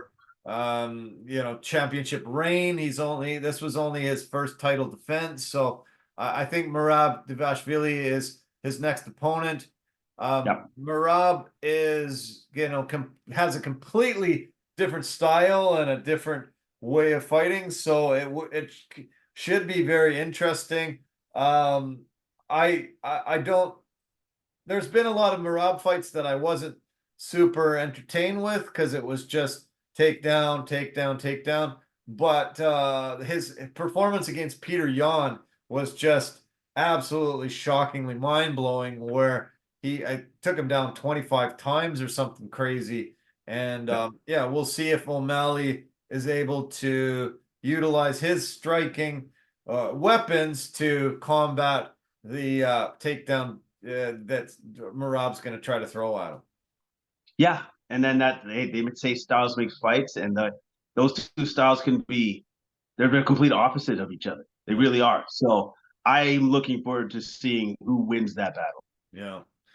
Yeah, that'll be great. I think Topuria, be something a few years down the road if Topuria stays up at the top as well as O'Malley does, and we'll see that happen. O'Malley was able to get 50K for one of the performance bonuses of the night. The fight of the night was the co-main event. We'll talk about that in a second. Poirier and Benoit Saint Denis. 50Ks was also handed out to all the other finishes on the card. Jack Della Maddalena, Curtis Blades, Michel Pereira, and Robelis Despagne. 350K total handed out by Uncle Dana. He was so happy that they pulled in 14 million. 350, that's a drop in the bucket compared to what we pulled in this night. And that's not even counting pay-per-view numbers. So it was pretty generous. Everyone that got a finish got a bonus. No, that's the way it should be. That's a huge gate, and to celebrate that gate, and then a massively successful UFC pay-per-view. Yeah, you should be doing that. Yeah.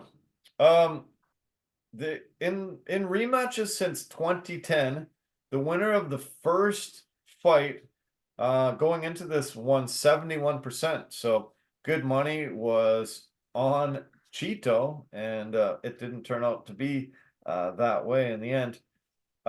There was a lot of decisions on this card. There was 9 decisions on this card, 4 knockouts and 1 submission, and there was 9 favorites won, 5 underdogs.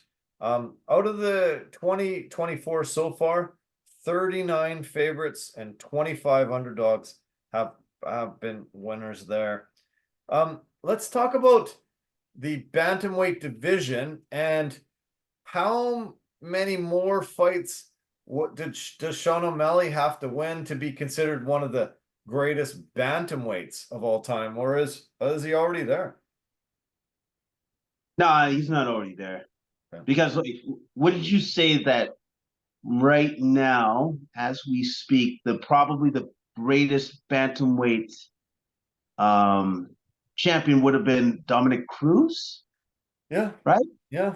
But Dominic Cruz must have defended his belt at least 4 to 5 times. So I would say that O'Malley has to do at least that. Okay. 4 or 5, possibly even 6 times to get that.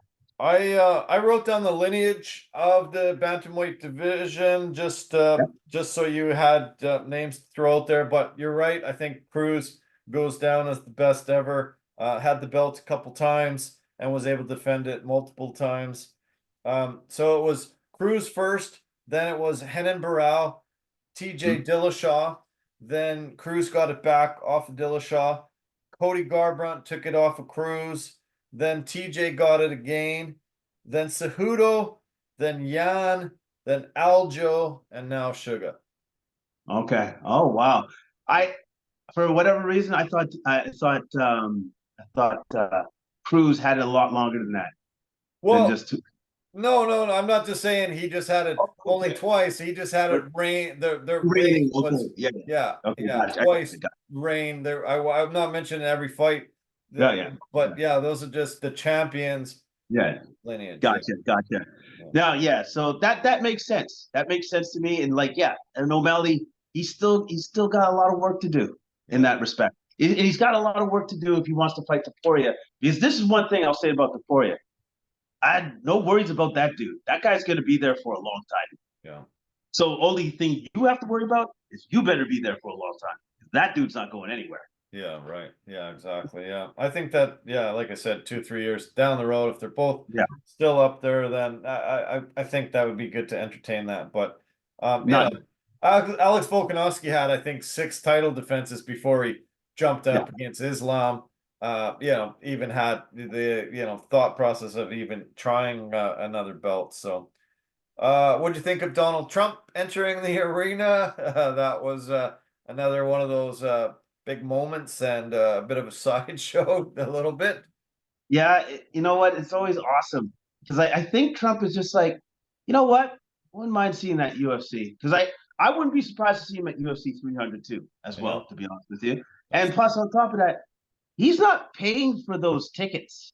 You know that, right? Yeah. Like he's not like that's just like Dana's just like, okay, man, if you want to come, sure. I got a seat for you. It's like, yeah, and have a seat. Actually, you don't need a seat for my Secret Service guys. They can figure that out on their own. But yeah, have a seat ready for me. There was a ton of stars out. It was a star-laden event. Massive amount of fighters there. Great to see. But the fighter that got probably the biggest standing ovation of the entire night was Joanna Jędrzejczyk, and she was nominated to the UFC Hall of Fame Modern Wing. It was great. It was amazing to see the footage of her and her battles, especially the Zhang Weili fight where she had hematomas everywhere, and amazing to see her run through the women's strawweight division and all the amazing fights she had, and tears were flowing from her and just tons of hugs and so many accolades thrown her way. I think she's so deserving of it, and it was a special moment that night. No, it was awesome to see, and I would say probably the greatest strawweight champion we've had so far, thus far, for sure. So obviously all the accolades and everything else that she's gotten over the course of her career, yeah, man, she deserves to be there. She deserves to be in the Hall of Fame, and she was so awesome to watch because like she was a killer, straight up killer. She sure was, yeah, unreal, amazing. Okay, so we had the co-main event. We had a veteran in Dustin the Diamond Poirier against a young up-and-comer in Benoit Saint Denis, the Frenchman. And everyone was saying, "Oh, what are you doing, Dustin? You're ranked number 3 in the division. You're fighting a guy that's ranked number 12. What the heck are you doing? Why would you do this?" And he said, "Hey, other people have given me shots. Eddie Alvarez gave me a shot years ago. Hey, I'm doing the same. This guy intrigues me. He's won 5 in a row. Everybody says he's unbeatable. I'd love to test myself." And that first round, Saint Denis was good, looked great, and had a good first round. And then Poirier was able to drop him and take him out in that second round. To me, one of the signature moments of his career, in a career littered with amazing moments. This was awesome. Great to see. Great to see a 35-year-old still got it, being able to dispatch the young lion and take him out. And it was awesome. It was phenomenal. One of my highlights of the night for sure. I appreciate the fact that Saint Denis was unafraid. Yep. He went after Poirier. He went after him in a way that I was a little bit surprised at. I thought there'd be tad bit more caution. Right. Right. But he didn't really do that. That's not the way that he fought. He went after him because he was like, this is it. This is my moment in the sun. This is my shot to take this guy out, and I'm going to do it. So I love the fact that he went after him like that. I just thought he would be a little bit more cautious in his approach and his aggression. He was not. No. So what did that mean? He got countered and he got knocked out. He got knocked out hard. That right hook, like, man. And then he hit him one more time. He do that. But dude, great fight. Yeah. Great fight. I love the fight. I love the passion from both guys. Yeah. The only thing I didn't like from Poirier was he kept going for the guillotine choke over and over and over. They implored him to not do it, and he still went for it again. The last one was pretty deep, and it was looking pretty good. But you know, if he doesn't do that, he probably finishes that fight even sooner. It's pretty crazy that he just said, no, I'm not listening to my coaches. I'm trying this, and I'm going to take him out with it. Oh, I guess I can't. Okay, I better knock him out. It was just a bizarre aspect of the fight. Yeah, it was. It was as if, like, obviously he's in the octagon, not us, but it was as if he saw something there, and he was like, I think I can catch him with this. He never did, by the way, but yeah, he said that post-fight interview. He was like, I wasn't going to give up. I was going to keep doing it. I don't care what they were saying. I'm just going to keep doing it. But luckily, with Poirier, when you're that gifted and you have that much power in your hands, eventually he just fell back on the old adage of his power with his hands, and he got the job done. Yeah. Yeah, that right hook dropped him, and then that hammer fist was just dropping from the sky. Beltran just didn't quite get in there in time, but yeah, it wasn't necessary. But it was definitely a stomp on the victory. That was his 9th KO in the division. That tries Drew Dober for the most in lightweight history, and puts another highlight on his highlight reel that this guy has fought, you know, some of the best in the world, and another really, really big win. And I think it impressed Dana White and so many, you know, top officials in the UFC that Poirier's, you know, right up there for another title shot very soon. So that'll be good. And I'm glad that he didn't take a massive step back by losing to a guy that came in ranked number 12, way below. Yeah. No, it just goes to show Poirier's still relevant in the division, and he's still super dangerous. You and I always say this, and so do a lot of people, I guess. Matches make fights. The fight that happened right before this one was a crazy match because these are two of the most similar guys that I've seen in mixed martial arts. Two of the cockiest guys that ever walked. Two of the guys that are the lankiest, and just have crazy styles with their hands down and dancing around, talking lots.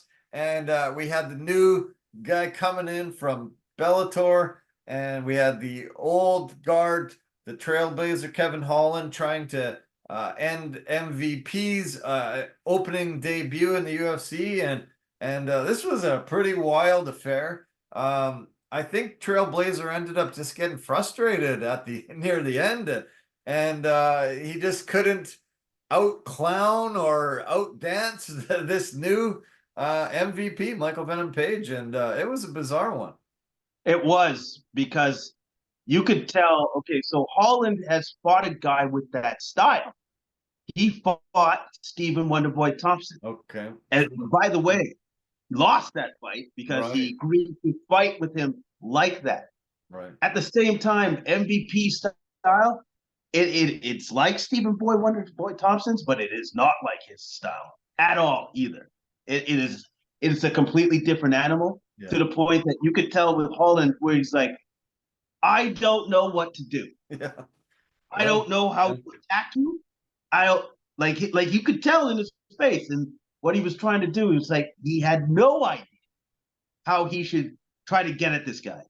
Because the one thing that was super obvious, MVP speed is on another freaking level. Crazy. That guy's speed is ridiculous. Amazing, yeah. On another level, man. And that was the hardest thing for him to deal with, and he couldn't deal with it. He lost the fight. Yeah.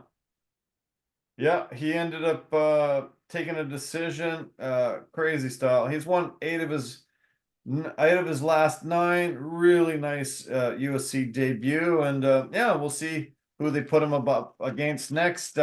Let's see him face a grappler, somebody that tries to take down, see what he does. But yeah, that bouncing wide style, that was just a karate type of a stance, and yeah, I could see that Kevin Holland just got so frustrated and was like, I can't get this guy. I can't get him. Yeah. There's nothing to do. I don't know what to do. I think he just frustrated to the point where he's just, all right, I've lost this. I give up. I don't know what to do anymore. It's done. Yeah, exactly. Like, it was just like, I can't track him down. I'm finding it really hard to hit him.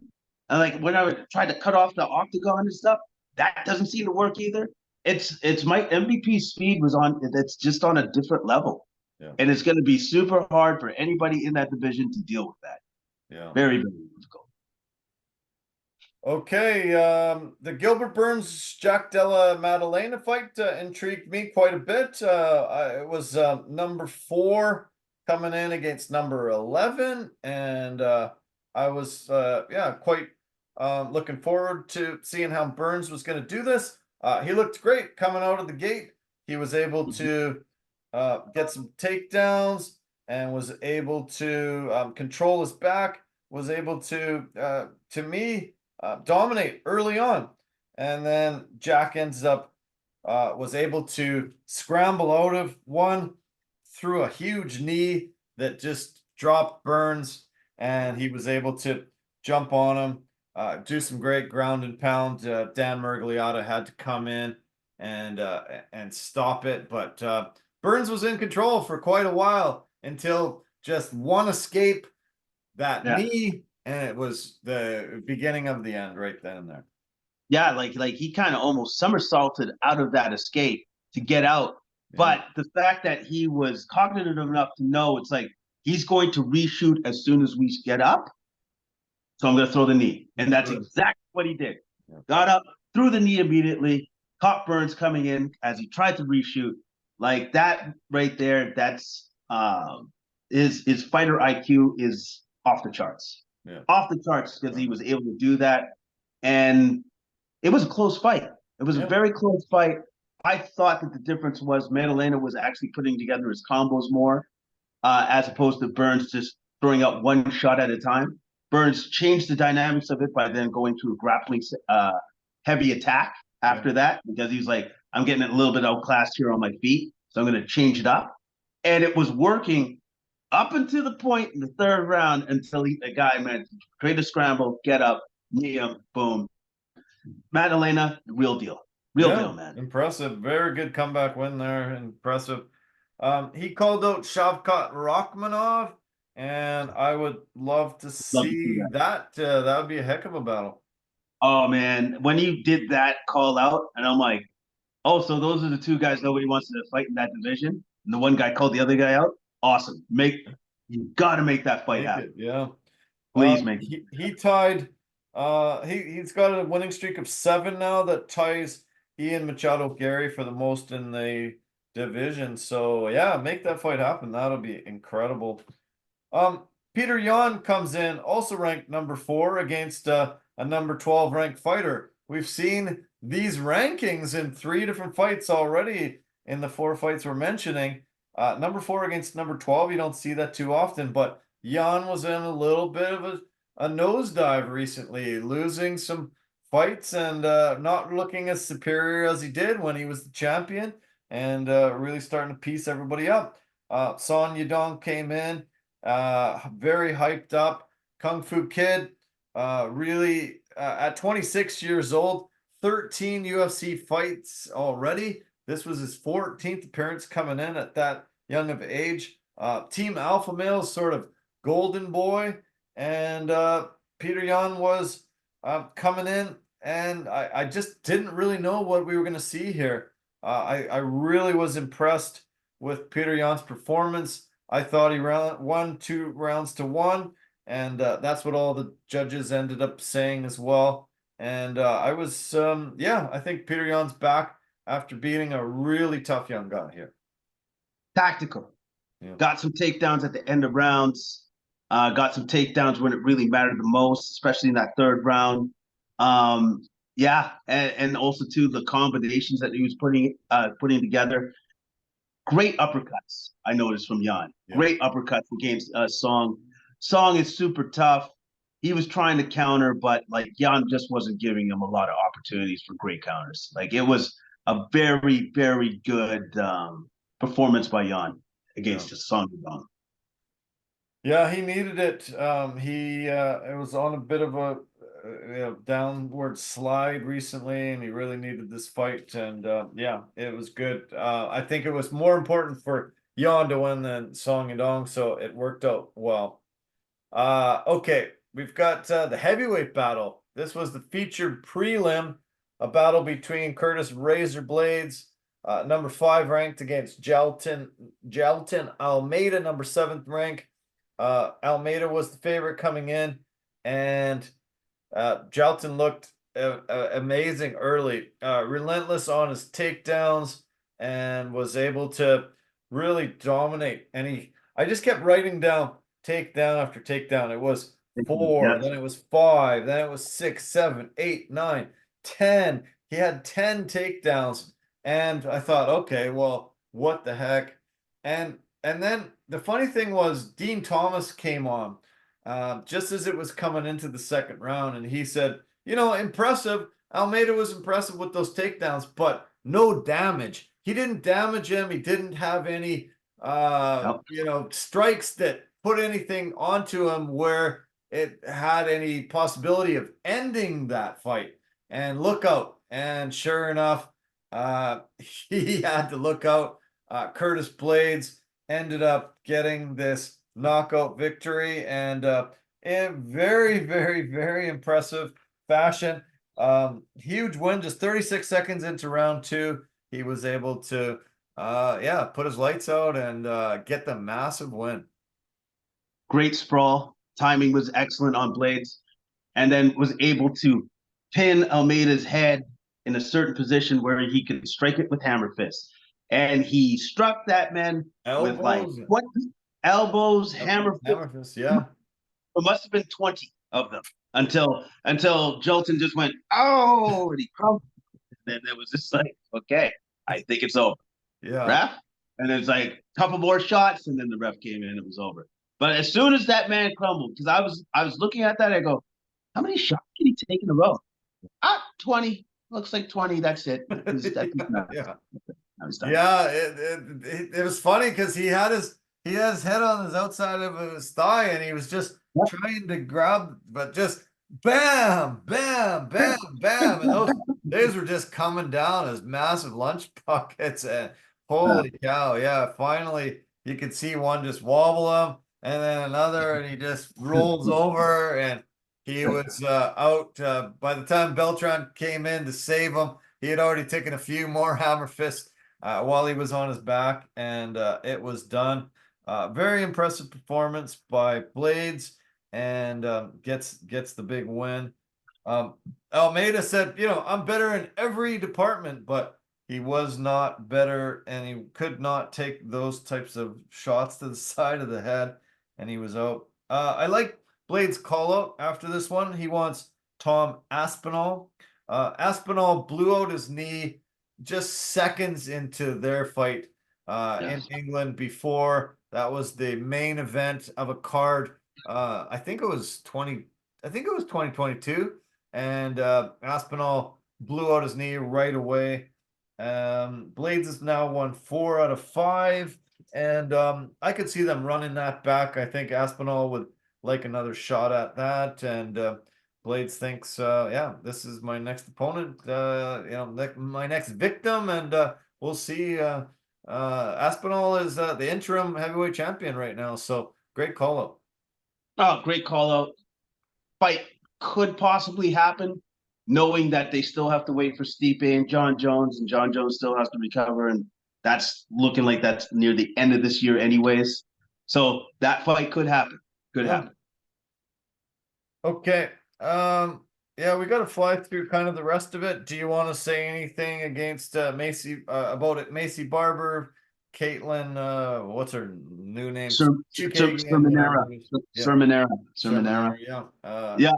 I will say this: Barber won by making that fight ugly.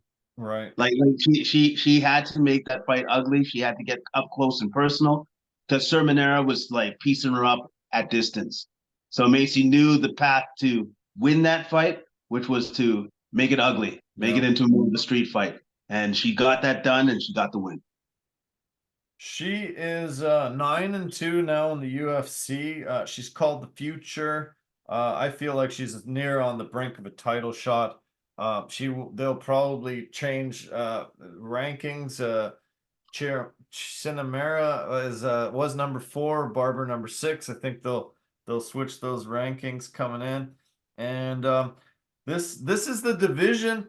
Alexa Grasso's the champion right now. Valentina Shevchenko's number 1. Blanchfield number 2. Then you got Manon Fiorot 3 and Jessica Andrade 5. So there are some good fights in there, and maybe Grasso Shevchenko fight again. Maybe she has to fight Fiorot or Blanchfield to get that one title eliminator fight before she goes. Yeah, I think that Macy would have to fight one of those ladies first before she gets out to a title shot. Yeah.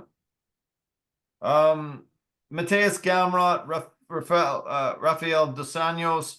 I thought this was a bit of a mismatch. Another 6 versus 11 ranked. I thought Gamrot was going to dominate this fight. RDA is a little bit long in the tooth, in my opinion, and just not really at that level. But RDA was a gamer in this one. He was a gamer. And Gamrot, that's his nickname. I thought he should have stolen his nickname because RDA was pretty damn relentless. Really was, I was impressed, and I didn't think it was going to be close at all. It ended up pretty damn close. And Gamrot did get the win, but yeah, I thought RDA fought pretty well. RDA he really showed that he still got it. Yeah. He really showed that he still got it. Gamrot had to pull a lot of tricks to beat that guy. Yeah. And Gamrot had to be relentless, as he usually always is with his grappling. But he most certainly had to be like that with RDA. Because RDA's takedown defense was great. It was fantastic throughout the entirety of the fight. So Gamrot won, but it was super close. RDA did not make that easy for him. Totally, you're right. Yeah. Okay, we had the Matrix Kyler Phillips against the Young Punisher and Pedro Munoz. And man, I was impressed by Kyler Phillips in this one. He just dominated all 3 rounds, won quite handily. I thought was 30-27 on all the scorecards, and was just piecing up with crisp shots. Really just timing. Everything was just on point, outstriking him 2-3-1. And yeah, this was a masterful performance by Kyler Phillips on a tough guy in Pedro Munoz. Yeah, man. Like again, it's his striking, his movement, his distance management. Like all of that was in top form. It kind of reminded me a little bit of a lower level, obviously, but of O'Malley's performance. Yeah. Because he was putting together those combos, and it wasn't just like 1 or 2 or 3. Like it was 4 to 5 punch combos, along with kicks and stuff. He was on point. He looked fantastic. The diversity of his strikes was on point. Munoz really didn't know what was always going to be coming at him. Like he had Munoz guessing throughout the entirety of that fight. Phillips looked excellent. Great win for him. Yeah. Okay. Do you have anything to say about the Felipe Lin's victory over Ion the Hulk Kutalaba? Just that limbs looked good. He was really working on the leg kicks. And he was able to deal with the Hulk's aggression, which is the hardest thing to deal with when you fight that guy. So great win by Linz. Yeah, I love it. 4 straight wins now by Linz, and he wants to fight in Brazil coming up on the Brazil card. All the Brazilian fighters are asking for that one coming up. Michel Pereira, this next fight against Michael Olejniczak, the Polish fighter. Once Pereira got this victory, he was asking for UFC Brazil. He's got a 7-fight win streak, longest active win streak, 13 first-round finishes. He ended up getting landing a couple knees, was able to jump on the back, get a rear naked choke, and sink it in. Yeah, impressive, very impressive, quick win by Michel Pereira. Don't like his antics, hated his dance video thing he did to start going into the cage, all the craziness he does, but man, when he's on, he's pretty impressive. Yeah, I know, and he was definitely on. Like he hurt Mikel to the body with the leg kick first, and then with a shot to the gut, which was the beginning of the end for him. Yeah. And then man, with that rear naked choke and sunk that in deep, and it was all she wrote. I'll give Olejniczak his credit though. He didn't tap. He went out on his heels. He went to sleep. Went to sleep. Yeah, that's right. It's crazy that Pereira used to fight as a welterweight. That doesn't make any sense. Yeah, unbelievable. You know, he's such a massive guy. It's incredible. Okay. Tell me about the CJ Vergara Asu Alamabayev fight. Tell me your thoughts about that one. We're not going to talk about the Despania fight. Oh, okay. Sorry about that. We are. Yes, Okay. we should. This is a guy, big boy, Rebellis Despania, the Cuban fighter, came out. His first 3 fights in his MMA career lasted a combined 19 seconds. So what took you so long, Rebellis? Why did you wait so long to get your KO here? What was it, 20 seconds in this one? 22 seconds or something. 22 seconds. What took you so long? What took you so long? Well, you know what took him so long is the fact that he slipped throwing that high kick. But once Parisian thought that he had the advantage and blitzed him, and then he was throwing punches, running backwards, pretty much, clipped him, and that was all she wrote. Like the fact that he was able to put a man that size down, running backwards, throwing shots, and his power is like that's the real deal. Yeah, he's incredible. Unreal. Yeah, this guy is one scary individual. We've seen some of the Cubans that are just, you know, bodies of Adonis and coming in, and to be able to have that much power running back, because Parisian's just coming throwing shots after, you know, he had just risen up from falling off his kick, and Parisian's thinking, okay, I got this guy, because he landed, I think, the first shot and sort of stunned him. And then he just started running in, but that was a bad move. Bad move. He took one, then he took a second, dropped him, took a huge uppercut while he was on the ground, and then a shot or two while he was down. And that was all she wrote. Yeah, this guy is a specimen. I'm looking forward to seeing him against some strikers and some big guys, and it's gonna be fun. I was excited about his debut, and he didn't disappoint. No, he did not disappoint. He was so good. He was everything that we thought he would be, and I look forward to seeing more of his fights. By the way, before you continue, the last 2 fights here, the first 2 fights on the card, unfortunately, I didn't get to see those. Okay, that's good. Yeah, we don't have to get into much. 2 decisions. The only thing is, I would like to wish Joanne Wood, JoJo, an amazing retirement. She has decided that was her last fight in her career. She got a great victory to finish off her career, won by split decision, finished her career off, and gets to step into her second life. Nice to be able to finish on a 2-fight win streak, and she was in against all the top women in that division. This was a rematch, and she was able to get avenge her loss to Marina Moroz. And I love this fight. Jojo was really good. It was a really great stand-up fight.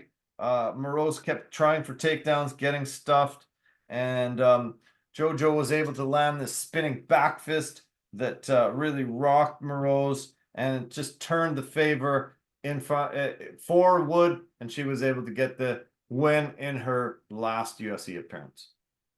Which is awesome. It's always great to go out with a win, and especially with the fact that she was able to go out on a 2-fight win streak. Great job. Fantastic work. Always loved watching her fight. She'll be sorely missed. Yeah, she will be. And the other fight, Asu Almabayev, he got his 15th straight win. He got a unanimous decision, 30-27 on all cards. He got a little bit tired in the third round, but I thought he still was able to get the win. He got, I think he got 10 takedowns in 14 attempts, maybe 15 attempts, and he was dominant when he got the fight to the ground. And yeah, it was a pretty good fight for the early prelims, and yeah, fun. Definitely amazing card, blown away by everything here. And you're right. Hopefully 300 lives up to this UFC 299. It was incredible. We do have a fight coming up this Saturday, and we've got the main event is a heavyweight battle between Bam Bam Tuivasa against Marcin Tiber Tybura. These are two heavyweights that usually knock their guys out. Bam Bam comes in actually, unfortunately, losing his last 3, and Tybura has lost his last fight. So both of them need a victory. I think we're going to see an early KO by one of these guys. My money's on Bam Bam finishing off this 3-fight losing streak. He had a 5-fight winning streak. Now he's lost 3 in a row. I think he gets the knockout win. He does a shoey on the side of the cage and gets the victory in the main event in this one. I hope he's doing a shoey. I'm always cheering for that guy to do a shoey. So I agree with you. I don't think this fight is going to go all 5 rounds. I think it ends early. Yeah. I'm looking forward to the Kennedy Ngannou against Ovis St. Preux. Those guys always bring it. Should be a fun battle there. I again think that will be a short fight. I don't think that's going all 3 rounds. Fight of the night could be Gerald Meerschaert against Brian Barberena. Oh, yes, that could be, because those guys like to bring it. Nobody likes to take a back step. That's actually a great matchmaking. I really like that one. It's a great fight. Odie Osborne, one of your countrymen, against Jalel Filio. Should be a good flyweight battle. Those guys are really exciting, and should be an amazing battle between those two. A lot of not huge names littering this card, but as usual, I'm sure it'll deliver a lot of fun fights. No, I think it's going to be great fights. It starts a little bit earlier. I think the main card starts at 4 o'clock. So yeah, it's going to be fun. It's going to be good. Yeah. Okay, man. It's getting late. We both need to get some sleep. Are you going to be working lots this week? Have you got much going? As we were talking, yep, I just got the call up. I will be on Fire Country for the rest of the week. Nice. Awesome. Okay, good. Well, hopefully you see you out there at VPC or MPF or something fun. And yeah, man, thanks for this. This was a great conversation. We covered a ton. Great weekend, combat sports. There was we didn't even mention the PFL Thursday. but we had all that boxing Friday, whole day, all that stuff Saturday. Yeah, amazing weekend. And man, Combat World is phenomenal to follow right now. It's great. It's fantastic to follow. Great fights coming up. Great fights for the future. Yeah, man. Awesome. It's amazing. Yeah. Okay, bud. Cheers. Take it easy. We'll talk soon. Thanks, man. Oh yeah, you betcha. Take it Good easy. night. All right. Bye for now. Okay. Great. That was another edition of Complete Sports Media's podcast. And yeah, we're yeah, it was a long one. Yeah, thanks so much for tuning in.